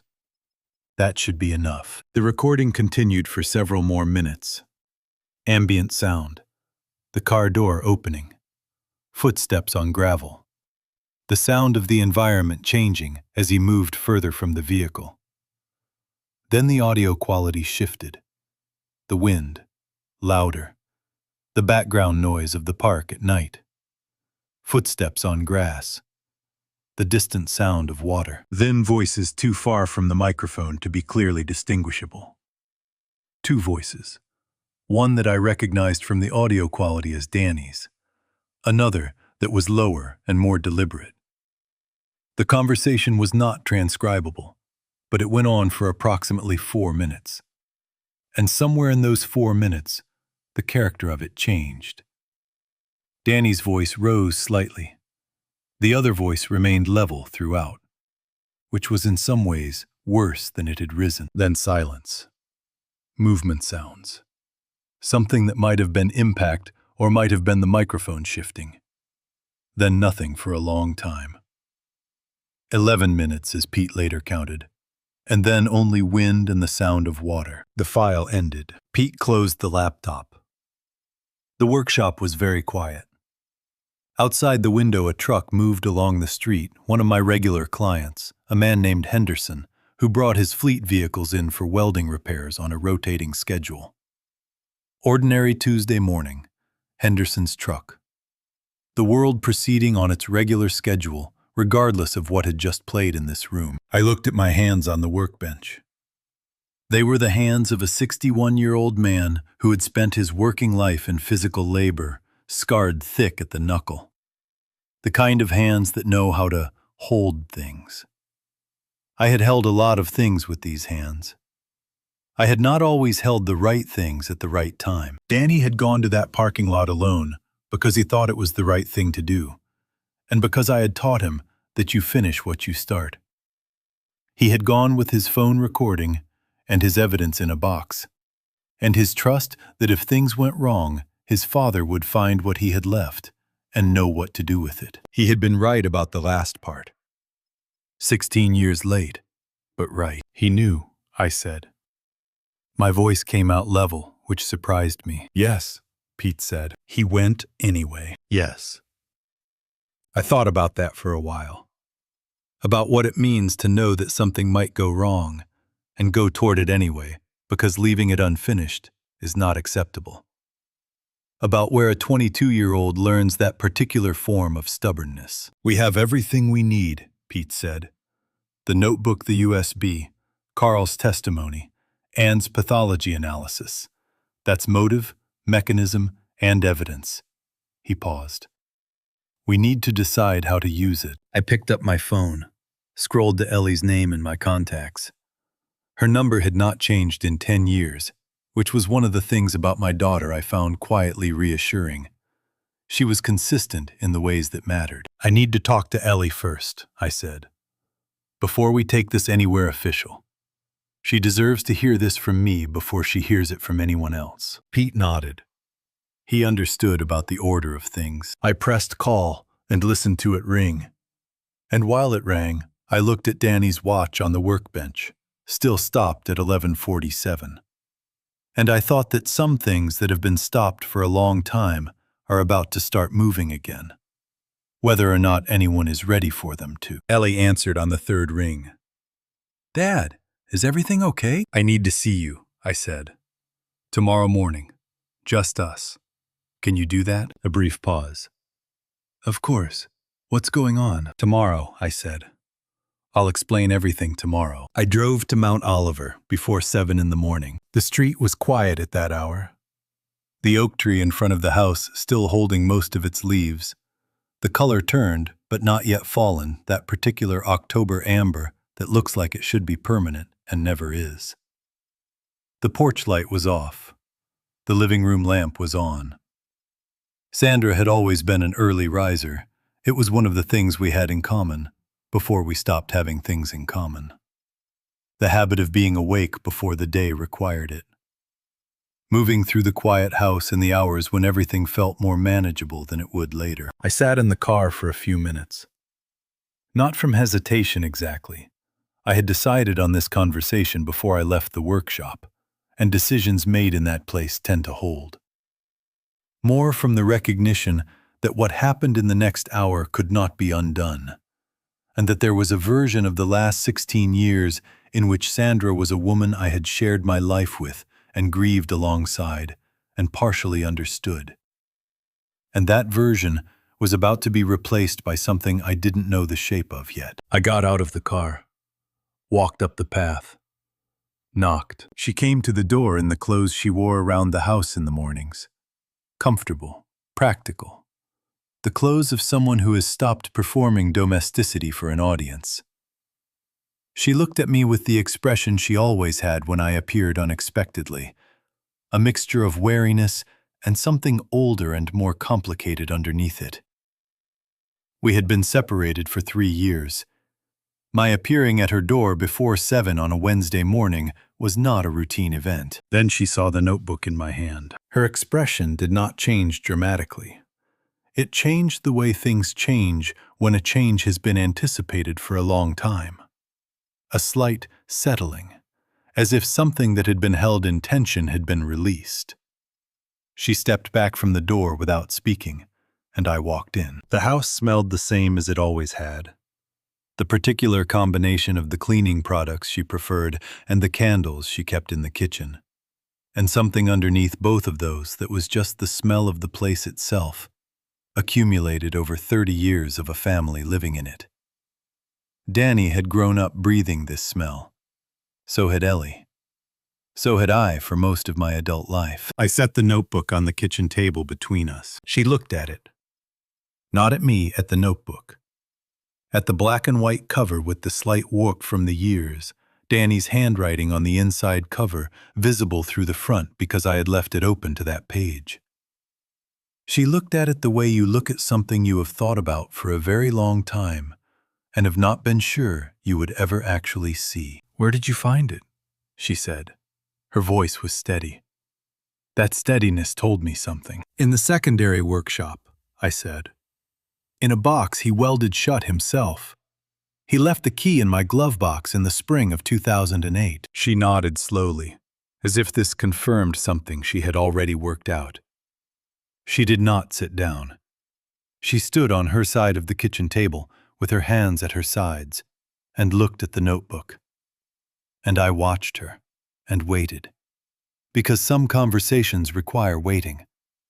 And this was one of them. "I found a copy," she said, "after he died. Not the original, he must have kept the original in the workshop. But he had made handwritten copies of some of the pages, the ones with the account information, and kept them in an envelope in his desk in his old bedroom. I was going through his things about 3 weeks after the funeral." She stopped, started again. "I read everything that was in the envelope. I understood most of it. I understood enough." She paused. "I understood that Greg had been involved in something illegal. I understood that Danny had found out. I understood what the timing meant.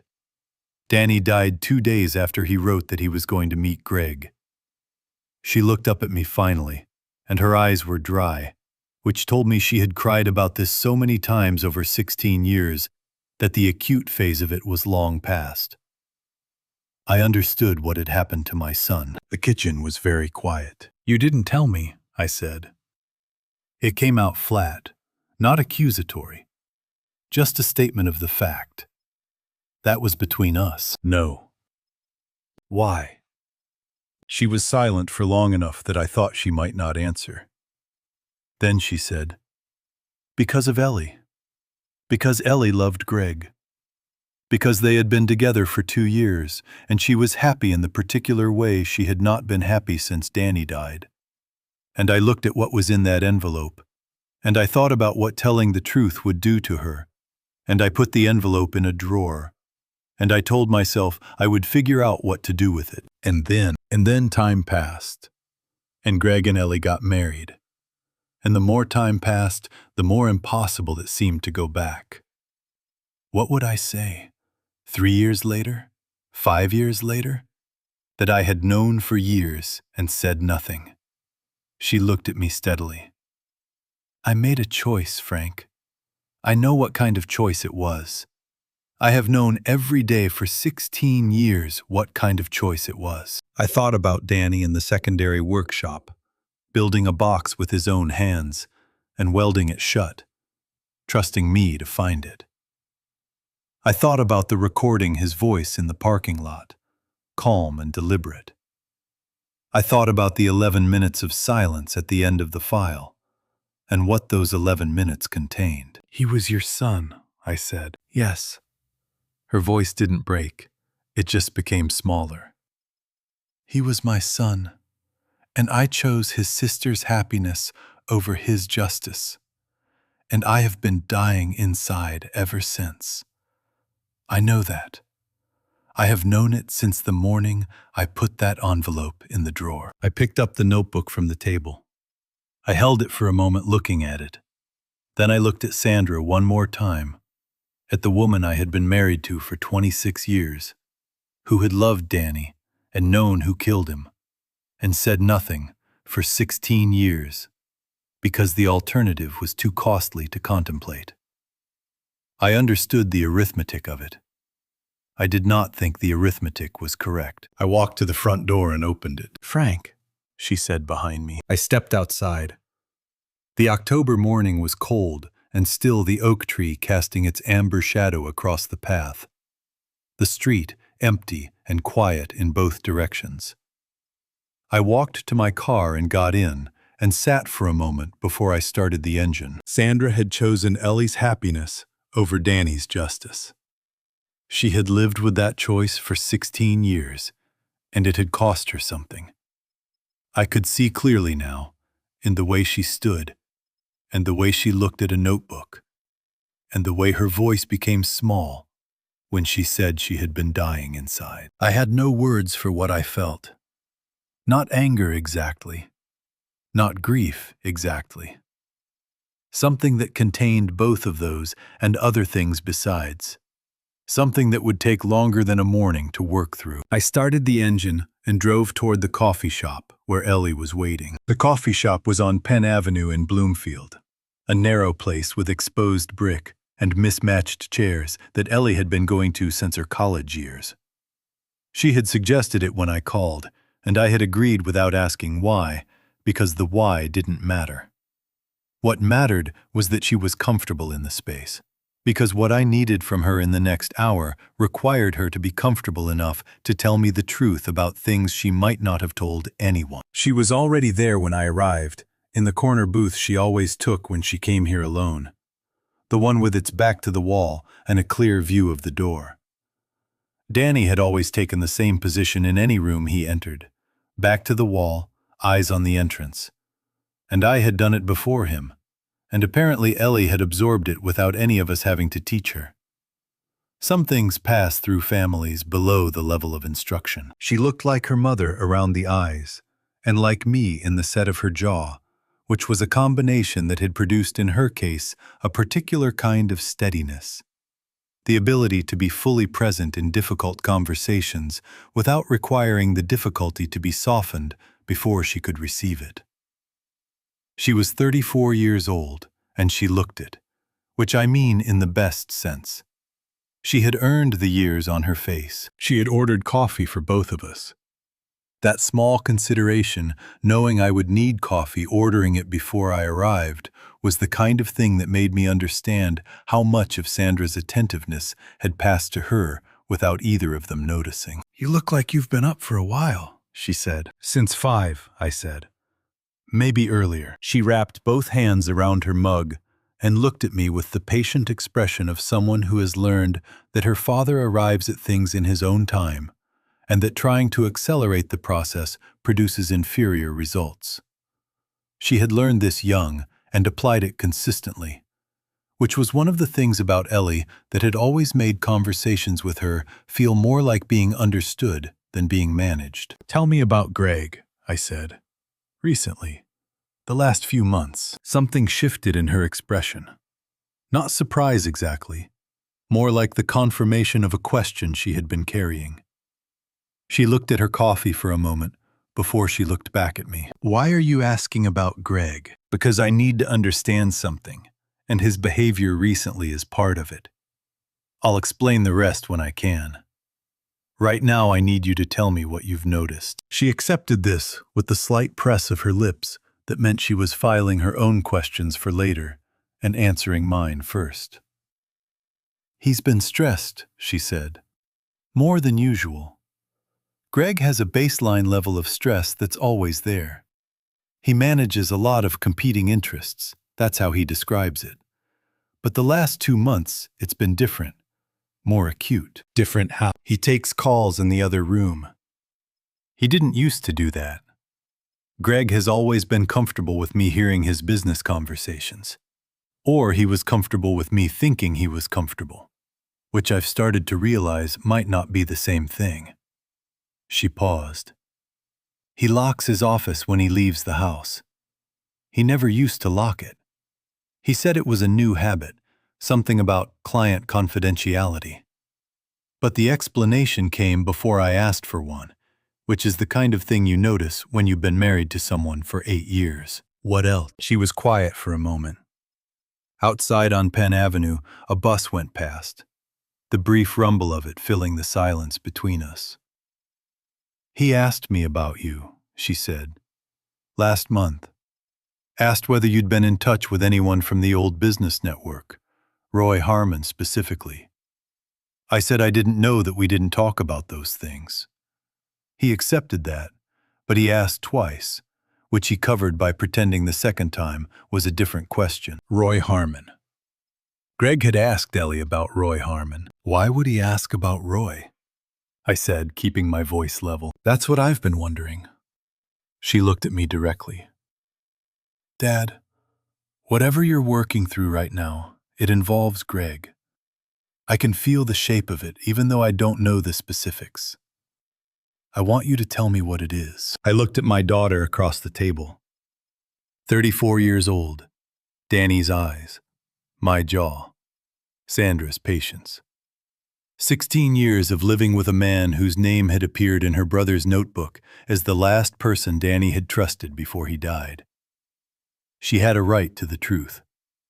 The question was not whether to tell her, but how much to tell her.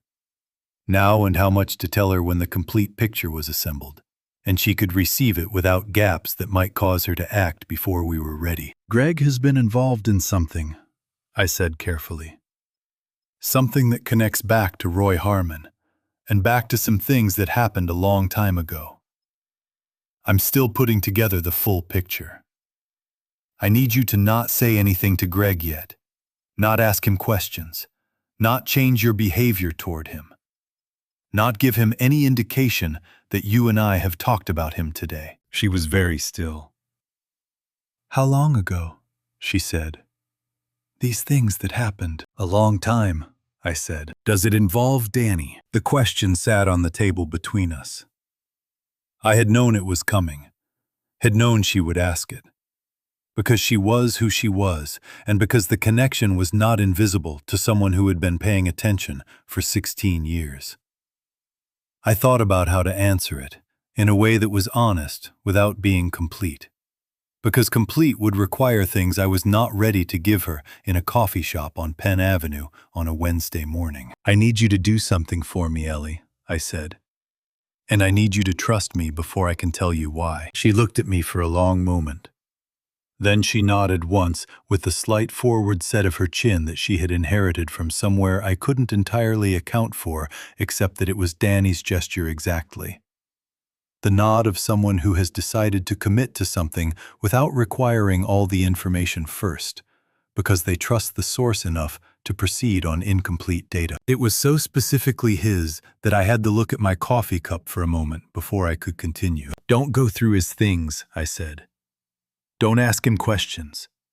Act as normally as you can. Can you do that? For how long? A few days, maybe less. She nodded again, picked up her coffee, drank, set it down. Whatever this is, she said quietly, I want you to know that I've had a feeling for a while. Not something I could name. Just a feeling that there was something I wasn't supposed to look at too closely. She paused.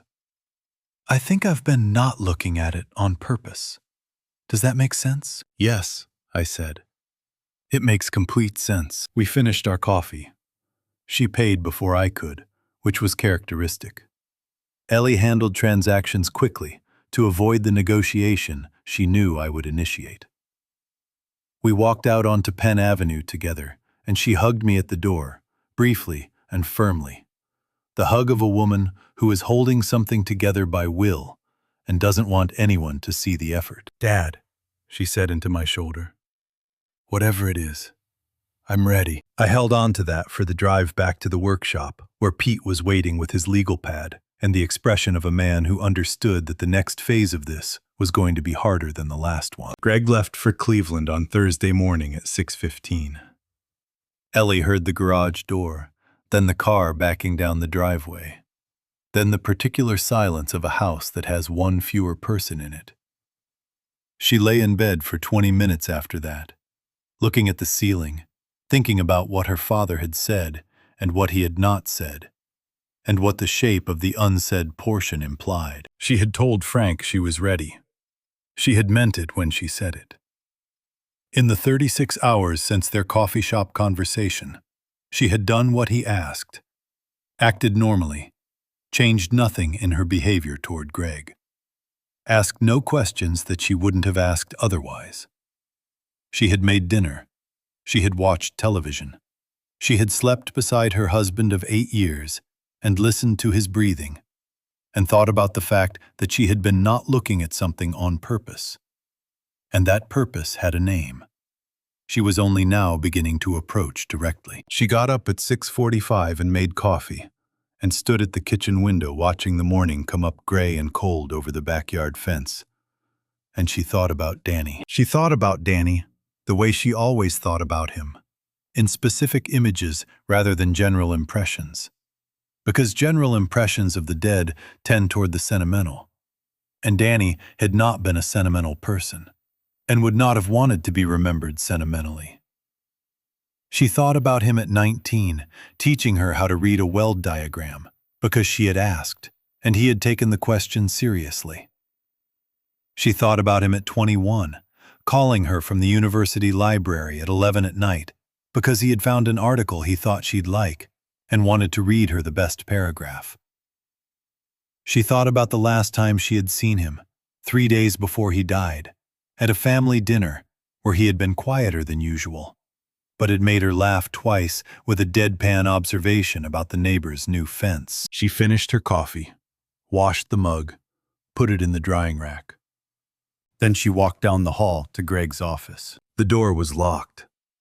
It had been locked for 2 months, since the behavior change her father had asked her to describe, and she had accepted the explanation Greg had offered, because accepting explanations was something she had become practiced at over 8 years of marriage to a man who had explanations for everything. The explanations were always plausible. That was the thing about Greg's explanations. They were never obviously wrong.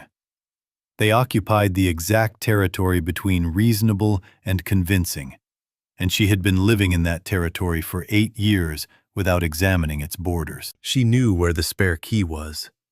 She had always known Greg had told her early in their marriage in the spirit of transparency, and she had filed the information away and never used it because she had never needed to.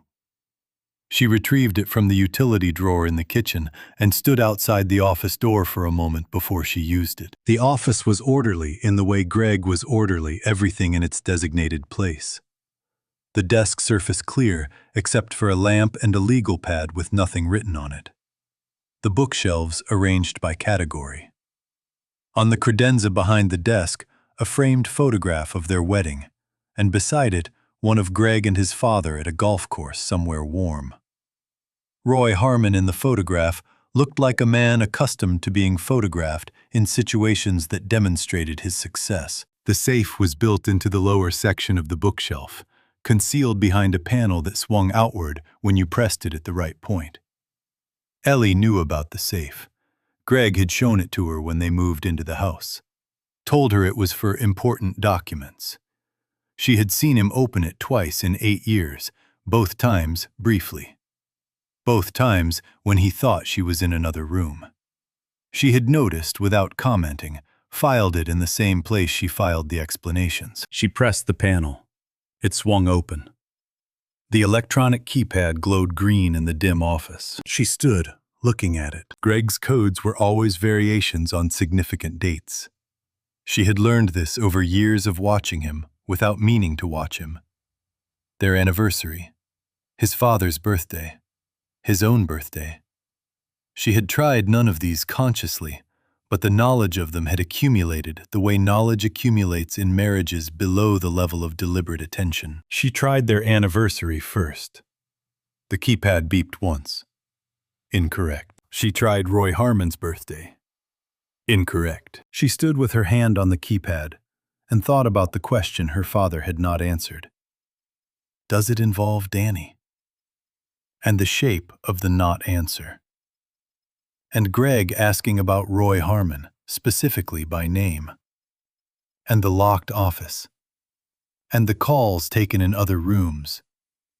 And the way Greg had looked at her sometimes recently, with an expression she had not been able to name until this moment, standing in front of a locked safe in her husband's locked office. He had been assessing her, calculating how much she knew and how much she suspected, and how close she was to asking the question he didn't want her to ask. She entered Danny's birthday, June 15th, 1986. The safe opened. She stood very still for a moment. Then she reached inside. The safe contained 3 folders and a smaller metal box with a combination lock she didn't attempt. She took the first folder to the desk and opened it under the lamp. Financial documents, account records, routing confirmations. The architecture of something she didn't fully understand but recognized as the same type of structure she had seen in business documents Greg occasionally left visible on his desk. She set it aside. The second folder contained printed emails. She read the first page, then the second. On the third page, near the bottom, in a thread between Greg and his father, dated June 10, 2008, 4 days before Danny died, she found a single line that she read 3 times before she was certain she had read it correctly. The Danny problem has been handled. We're clear. She set the page down on the desk very carefully, the way you set down something breakable that you were afraid of dropping. She read it a 4th time. The Danny problem, her brother reduced to a problem in a sentence between her husband and her father-in-law. A problem that had been handled 4 days before Danny's watch stopped at 11:47 on the bank of a lake 2 hours from home. She became aware that her hands were shaking. She pressed them flat on the desk and breathed. And in the breathing, she found something she recognized from her father's expression when he told her he needed her to trust him. The specific quality of a person who has understood something too large to respond to immediately and is choosing to proceed anyway. She gathered the documents, returned the other folder to the safe, and pressed the panel closed. She picked up her phone and her keys and her coat. She was halfway down the front path when she heard the garage door. Greg's car pulled into the driveway. He had come back early. Through the car window, she could see him on his phone, not yet looking toward the house. She had approximately 30 seconds. She got into her own car, started the engine, and backed out of the driveway before he had finished his call. The folder on the passenger seat beside her. In her rearview mirror, she watched him step out of his car and look after her with an expression she recognized now with complete clarity. He was afraid. The house was empty when Greg walked in. He stood in the front hallway for a moment, registering the specific quality of the emptiness. Not the ordinary emptiness of a house whose occupant has stepped out briefly, but the kind that comes after something has happened that changes the air of a place. Ellie's coat was gone from the hook by the door. Her everyday keys were gone from the bowl on the hall table. Her car was gone from the driveway, which he already knew. He walked to his office. The spare key was in the lock.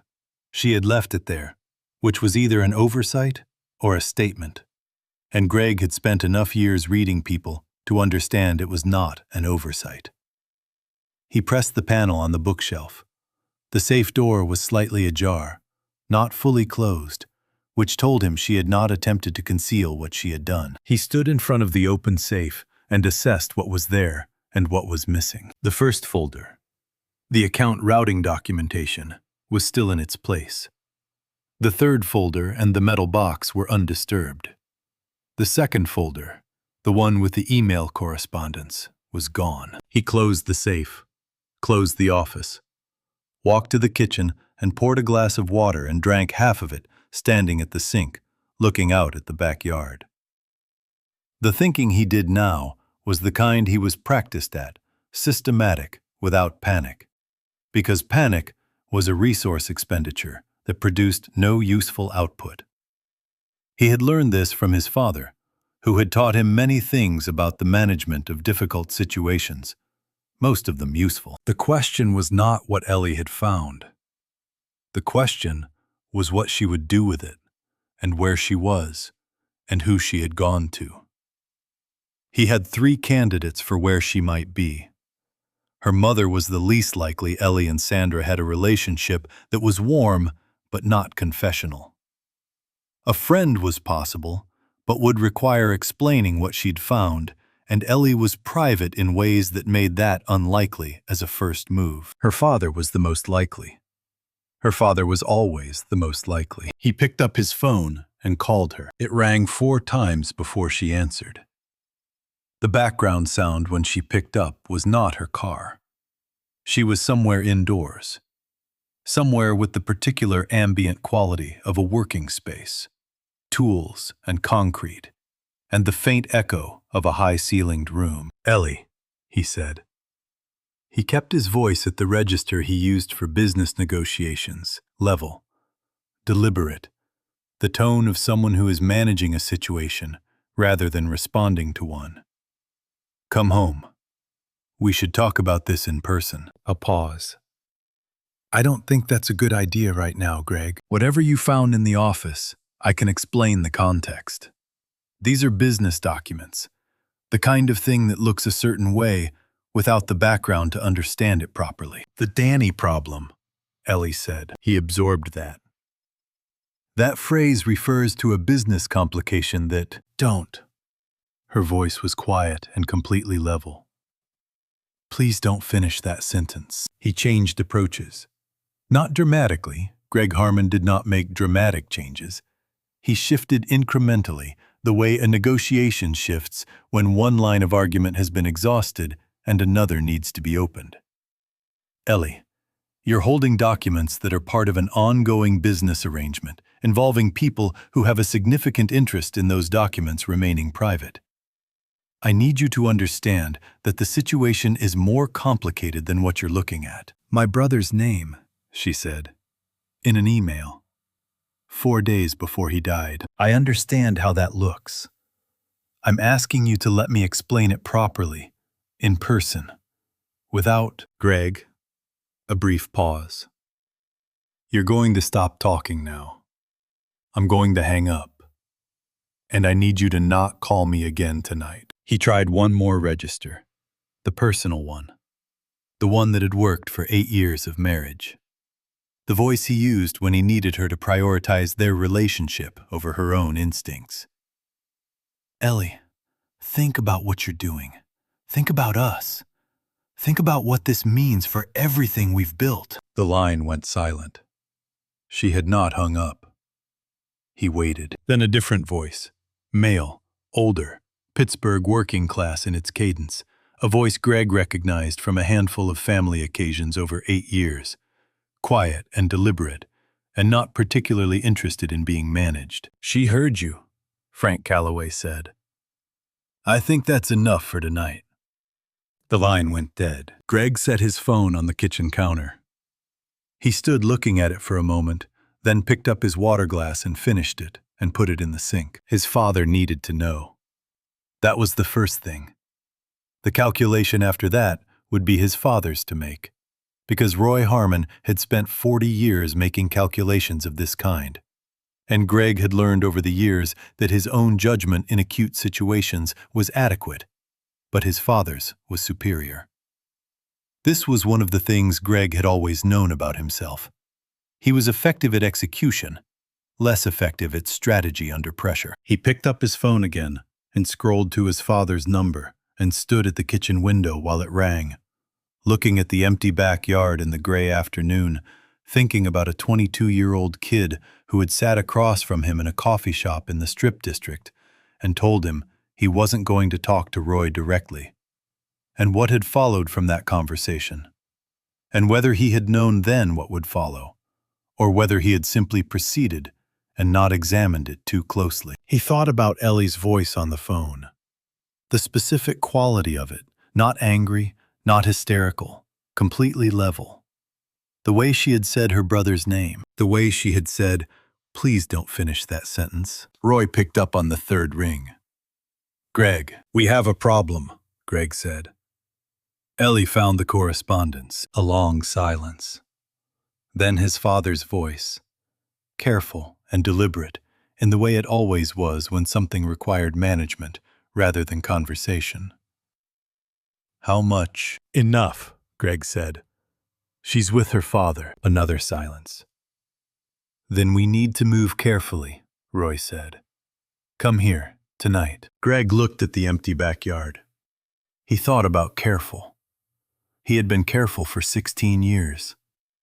He was beginning to understand that careful had a limit, and that limit might have been reached sometime in the last few hours, in a safe that had been opened with a dead man's birthday. "I'll be there in an hour," he said. Ellie arrived at the workshop at 4:30, with the folder under her arm and the expression of someone who has been driving and thinking for 2 hours and has arrived at a place beyond the thinking, where the only thing left is to deal with what is in front of you. Pete was already there.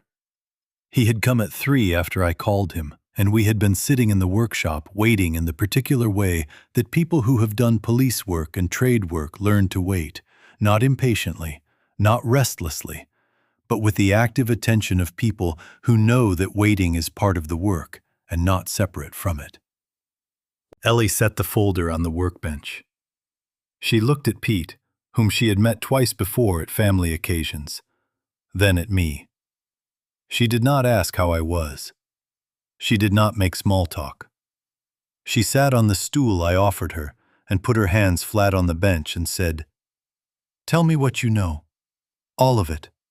I need the complete picture." So I told her. I started from the beginning. The envelope in the mailbox. The watch. The 3 words on the torn piece of paper. I told her about Carl Webb and what he had witnessed at the lake. I told her about Dr. Reyes and the chloral hydrate and what it meant about how Danny had died. I told her about the notebook in the secondary workshop and the recording on the USB drive and the last entry Danny had written the night before he went to meet Greg. I did not soften any of it. She had told me she was ready, and I had believed her, and I honored that by telling her the truth in the order it had assembled itself, without protecting her from the parts that were hardest to hear. She was Danny's sister and my daughter, and she deserved the truth at the same temperature it existed at, not at the temperature that would be easier to receive. She did not interrupt. She listened the way she had always listened, with her whole attention directed at the person speaking, nothing held back for the formulation of her response. The kind of listening that makes people feel genuinely heard rather than processed. Pete watched her while I talked. The professional habit of someone who has spent decades reading how people receive difficult information. When I finished, the workshop was quiet. Pete placed his documents alongside hers. Carl's folder, Ann Reyes's written analysis, his own notes from the investigation, the photographs he had taken of relevant records. Ellie opened her folder and laid the email printouts beside them. We looked at the assembled material together. 16 years of a buried truth, covering approximately 3 feet of workbench surface. The email is from June 10th, Pete said, indicating the relevant page in Ellie's folder. 4 days before Danny died. The phrasing, "the Danny problem has been handled," were clear, is consistent with advanced knowledge of a planned event. Combined with Carl's testimony placing Greg at the scene, the toxicology evidence, and the recording Danny made, you have a complete chain. Ellie looked at the email for a long time. She looked at it the way you look at something you need to understand completely before you can respond to it. Not just reading the words, but reading what the words meant, and what they required, and what kind of person writes them, and what kind of person that makes the writer. "How long have you known?" she said to me. 2 weeks since the watch arrived, I said. "Some of it I've known, Suspected. For 16 years. She nodded slowly. And you didn't come to me sooner because you needed the complete picture first. Because coming to me with pieces would have been worse. Yes. She was quiet for another moment. Outside, the October afternoon was deepening toward evening. The light through the workshop windows going from gray to amber to the particular blue-gray that precedes full dark in Pittsburgh in autumn. The city settling into its geography the way it always did. Your husband killed your brother, I said. It needed to be said directly. Ellie was not a person who needed things dressed up, and this was not a thing that could be dressed up. He and his father planned it. They put something in Danny's drink and they drove him to that lake, and they put him in the water. And they had the investigation managed so it would stay closed. They have been living with that for 16 years. Ellie looked at me. She did not cry. Her eyes did not fill.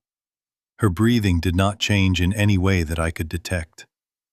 She sat on the stool with her hands flat on the bench and looked at me with an expression I did not have a precise name for, something that contained grief and fury and a specific kind of cold clarity that I recognized because I had felt it myself.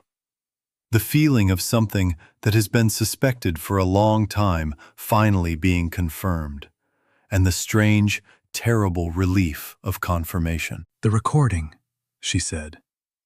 Danny's voice on the recording. Can I hear it? Pete looked at me. I nodded. He opened the laptop and navigated to the file and turned the computer toward Ellie and pressed play. She listened without moving.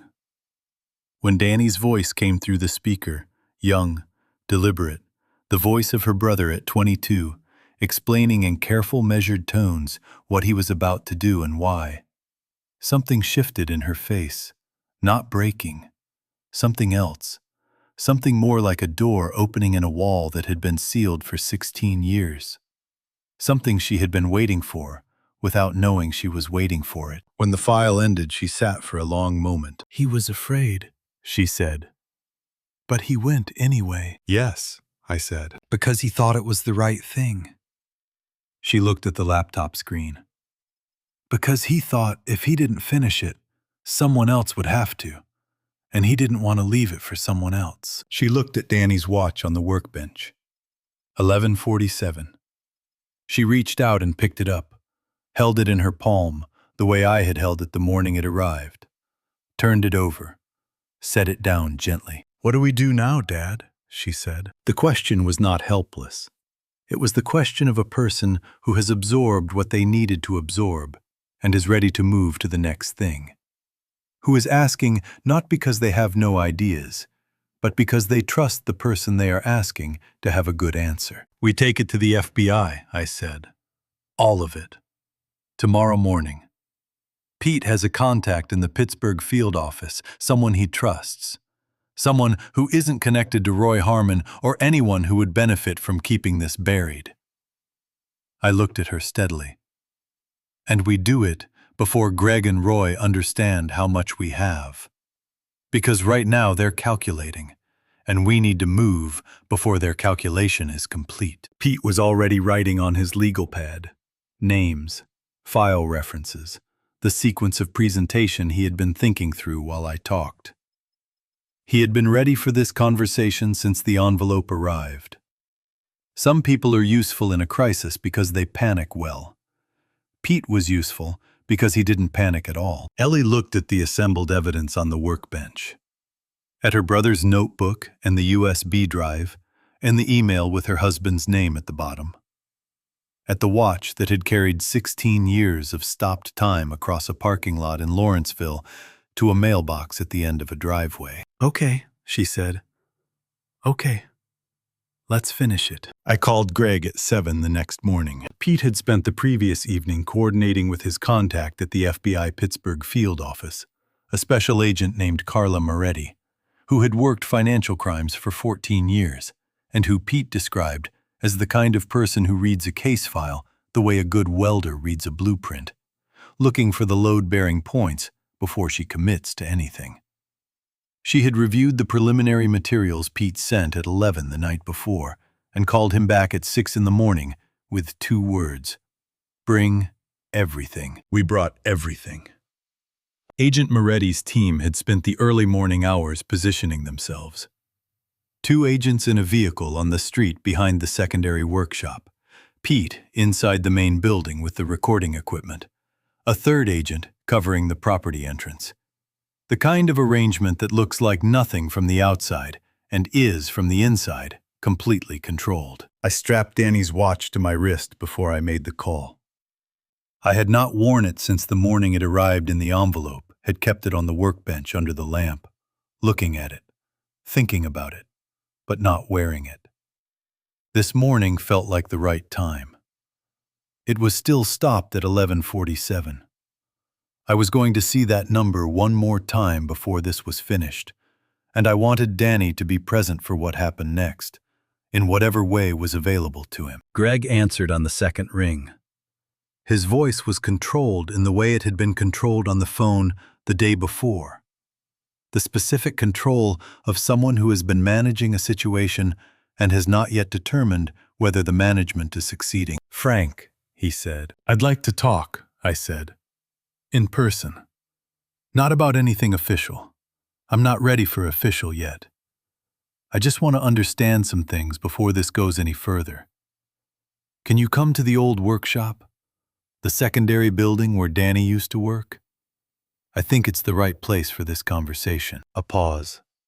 I could hear him thinking the calculation of what this request implied. Whether it was a trap, what the risk-benefit analysis looked like from his position.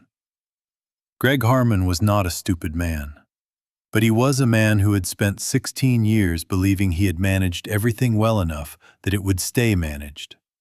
And that belief produces a particular kind of blindness.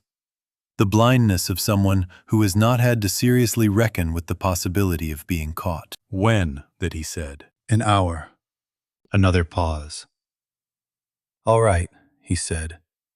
I hung up and looked at Pete, who was already moving to his position inside the main building where the recording equipment was set and running. He nodded once. Everything was ready. I went to the secondary workshop and opened the door and stood in Danny's space in the early morning light. The tools on the rack above his bench, the photograph on the wall, the stool at its characteristic angle. I had been in this room 4 times in the past week, after 16 years of absence, and it had changed each time. Not physically, but in what it contained, what it meant, what it was asking of me. This morning it was asking something specific, and I intended to give it. Greg's car pulled up the gravel path at 8:12. He parked and got out and walked toward the secondary workshop with the deliberate ease of a man who has decided to project confidence, because confidence is the posture that costs the least when you don't know what you're walking into. He was wearing a jacket I had seen him wear at family occasions. He looked like Greg Harmon, like Ellie's husband, like Roy's son, like the man who had sat 2 rows back at Danny's funeral, with his hands folded and his face composed. He stopped in the doorway, looked at the room, looked at me. "Come in," I said. "Close the door." He did both.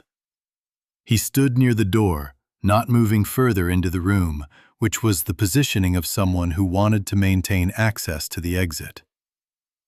I was at Danny's bench, leaning against it with my arms at my sides. The watch was on my wrist.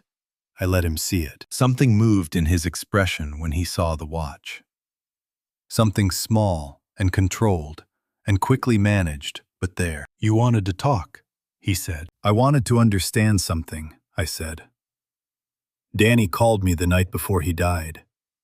He told me he'd found something at work. He said he needed to think before he said more." I looked at Greg steadily. "I've spent 16 years wondering what he found. I think you can tell me." "Frank," his voice was patient. "I know this is hard. Losing Danny was hard for all of us. But if you're suggesting that what happened to him was anything other than..." "The coral hydrate," I said. He stopped. The toxicology report noted it as consistent with recreational use, I said. Ann Reyes, who spent 30 years as a forensic pathologist in Allegheny County, has a different characterization. She says the concentration combined with the blood alcohol level would have produced complete incapacitation. She says he was not capable of voluntary movement when he went into that water. I paused. I'm not asking you to confirm that.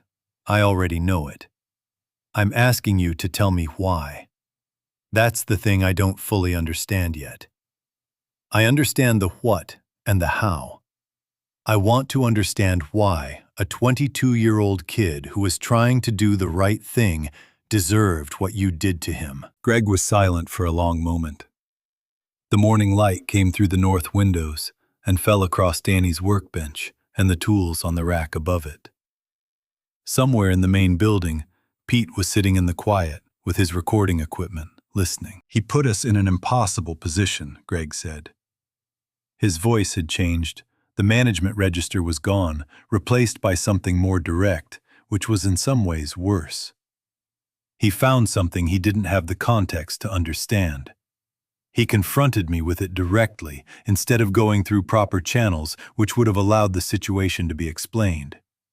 He was going to talk to people who would have destroyed something that had taken years to build, based on an incomplete understanding of how business actually operates. He paused. I didn't want it to happen the way it happened. That's the truth.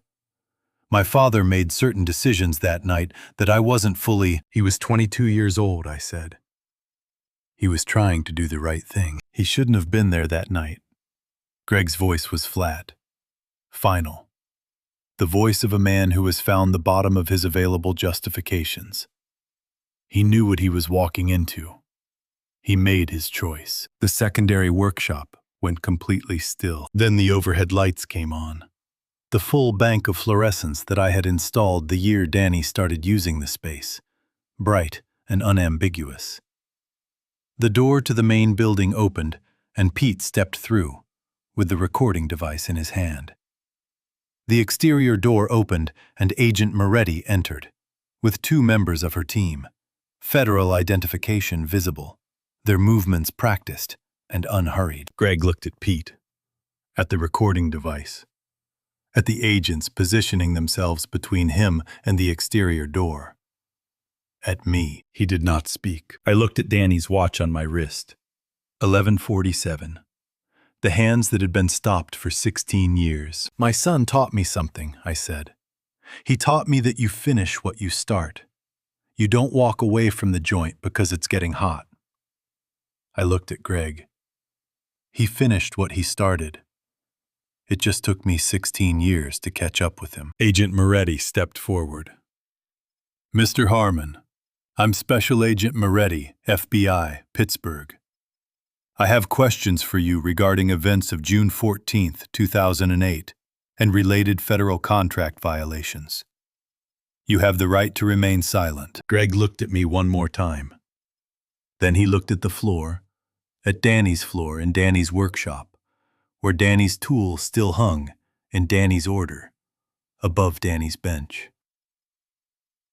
He did not say anything else. The sentencing happened on a Thursday in January, 4 months after Greg walked out of Danny's workshop in handcuffs, and Roy Harmon was picked up at his home in Fox Chapel 2 hours later. I attended both days, the arraignment and the sentencing, because Danny had attended things he was afraid of, and I intended to do the same. Greg received 25 years. Roy received 18. The federal prosecutor, a careful woman named Vasquez, who had spent 3 months building a case that she described in her closing statement as among the most thoroughly documented she had handled in 20 years of practice, told the court that the evidence was unambiguous and the harm irreversible, and that the sentences reflected both of those realities. I sat in the gallery beside Ellie and Pete, and watched Greg Harmon hear the number 25 spoken aloud in a federal courtroom, and I felt something I had not expected to feel. Not satisfaction exactly, not relief, something quieter than both of those. The specific feeling of a thing that has been unfinished for a very long time, becoming finished. The way a weld completes itself when the final pass is laid and the joint is sound and there is nothing left to do but let it cool. Ellie filed for divorce the same week. She did it efficiently and without drama, the way she handled most things that needed to be handled. And she did not ask me to accompany her to the attorney's office, because she did not need accompaniment. She needed to do it herself, and she did. Sandra testified at the trial. Pete had arranged it quietly through the prosecutor's office in a way that gave Sandra the choice she should have been given 16 years ago. She sat in the witness box and answered every question that was asked of her, and did not hedge, and did not minimize, and did not look away from what she had done and why. It was the most honest I had seen her in a long time. It did not change what had happened, but it changed something about how it ended, and that mattered in a way I was still working out. On the first Saturday in February, Ellie came to the workshop at 9 in the morning, with coffee and work clothes, and the practical energy of someone who has decided that a thing needs doing and is going to do it. We were going to clean out the secondary workshop, not empty it. That was not what either of us wanted. Danny's tools would stay on the rack. The stool would stay at its angle. The photograph on the wall would stay. But 16 years of undisturbed dust needed to go, and some of the materials he had accumulated needed to be sorted, and there was work to be done that two people could do better than one. We worked in the companionable silence of people who understand each other well enough that silence is not awkward, but is instead a form of communication. The silence of people doing something that matters together, without needing to narrate it. Ellie swept. I wiped down the bench. We sorted a stack of metal stock Danny had been saving for a project he had described once but never started, and we kept most of it because it seemed right to keep it. Sandra arrived at 11. She knocked at the open door and stood in the doorway with her coat on and her hands at her sides, not stepping in without being asked. I looked at her. Ellie looked at her. The three of us occupied the doorway and the room in a triangle of silence that contained 16 years of accumulated weight. "I'm not asking to come in," Sandra said. "I just wanted to say something." I waited. "I made the wrong choice," she said. "I've said that before to Frank, and I've said it in court, and I'll say it as many times as it needs to be said. I chose the wrong thing, and I lived with it, and I'm going to keep living with it. I'm not asking for anything. I just wanted you both to know that I understand what it cost. What it cost Danny. What it cost both of you." She looked at Ellie. "What it cost you specifically. That's the part I think about most." Ellie looked at her mother for a long moment. Then she said, "Thank you for testifying." Sandra nodded. She looked at me. I did not have words that were ready. There are things that take longer than a February morning to work through, and my feelings about Sandra were in that category. Too large and too complicated and too tangled with everything else to compress into a response that would be honest without being incomplete. I looked at her, and I did not close the door. That was the most I had. She seemed to understand that it was enough for now, because she nodded once more and walked back up the gravel path to her car. Ellie watched her go. Then she turned back to the workbench and picked up her cloth and resumed wiping down the surface. We worked for another hour. At noon, I opened the storage cabinet beneath the right end of the bench, not the locked one where Danny had kept the box, but the open one on the other side where he had stored reference materials and project notes and the various pieces of paper that accumulate around a working craftsman who thinks carefully about what he builds. At the back of the bottom shelf, behind a stack of welding certification documents, was a cardboard tube, the kind used for architectural drawings. I did not recognize it immediately. I pulled it out and opened it and unrolled what was inside onto the cleaned surface of Danny's bench. A blueprint, hand-drawn on drafting paper, in Danny's small, precise pencil, annotated in his characteristic style, dated May 2008, 1 month before he died. A redesign of the secondary workshop. New ventilation system. Expanded bench configuration. A storage solution for the north wall that would double the available rack space. A small, dedicated area near the east window that he had labeled in a box with a careful border, Dad's Station. He had been designing a workspace for me, in his workshop, planning for the version of the future where we would share it. I stood at the bench with the blueprint in my hands and looked at it for a long time. At the careful pencil lines, at the annotations in his handwriting, at the small labeled box in the corner, Dad's Station, drawn with the same precision he gave to everything he built. Because Danny had never done anything halfway and had not intended to start. Ellie came and stood beside me. She looked at the blueprint. She did not say anything for a moment. "He was going to surprise you," she said. "That's exactly the kind of thing he would do. Work it all out completely before he said anything." "Yes," I said. "That's exactly the kind of thing he would do." We stood together in his workshop in the February morning light. The tools on the rack above us, the stool at its angle. The photograph on the wall with the laughing 20-year-old who had no idea what was coming, and who had gone toward it anyway when it arrived, because that was who he was. I set the blueprint on the bench and smoothed it flat with my palm. There are things grief takes from you that you do not recover. 16 years had taught me that as clearly as anything I had ever learned. But grief is not only subtraction. Sometimes in the rooms you were afraid to enter, in the boxes you were not sure you could open, in the blueprints left behind by people who loved you enough to plan for a future that included you. Sometimes there is also this, the unexpected thing, the thing that was waiting for you to be ready to receive it. I picked up the blueprint and looked at Ellie. "You know how to read these?" I said. She looked at the drafting paper with its careful pencil lines, the annotated measurements, the labeled stations, Dad's Station in its careful bordered box. "Danny taught me," she said. I handed her the blueprint.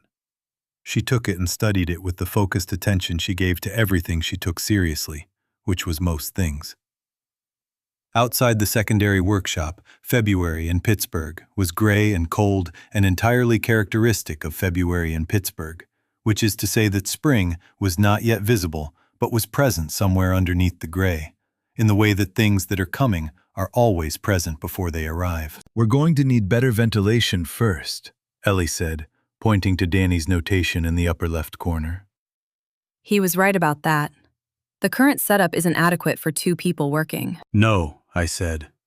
"It isn't." She set the blueprint on the bench between us, and we looked at it together at what Danny had planned, at what it would require, at where we would start. Some things that have been stopped for a long time begin to move again. We were ready for that. We spent that spring building the workshop exactly the way Danny drew it. Ventilation first. He was right about that. He was right about a lot of things. His tools still hang in his order, not mine. His stool still sits at that angle, and his watch rests on the shelf above the station he designed for me. Hands still reading 11:47.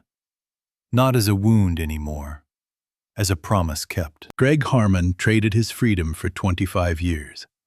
Roy got 18. But I'll be honest with you, the verdict was never the hardest part. The hardest part was learning how many people had carried pieces of the truth all along. A witness too afraid to speak. A mother who chose one child's happiness over the other one's justice. While a father who suspected everything could prove nothing. So let me ask you something, and I want you to really think about it. Sandra knew for 16 years and stayed silent to protect our daughter. Could you have forgiven her? And Danny, he knew that lake was dangerous, and he went anyway, because leaving a thing unfinished wasn't in him. Would you have gone? Tell me in the comments. I read every single one. If this story meant something to you, hit that like button and subscribe to Male Revenge, because there are more stories waiting from men who refuse to let the truth stay buried. My son believed that you finish what you start, that you don't walk away from the joint because it's getting hot. Well, Danny, this weld is finished. The joint is sound. And now it can finally cool. Thank you for listening, and good night.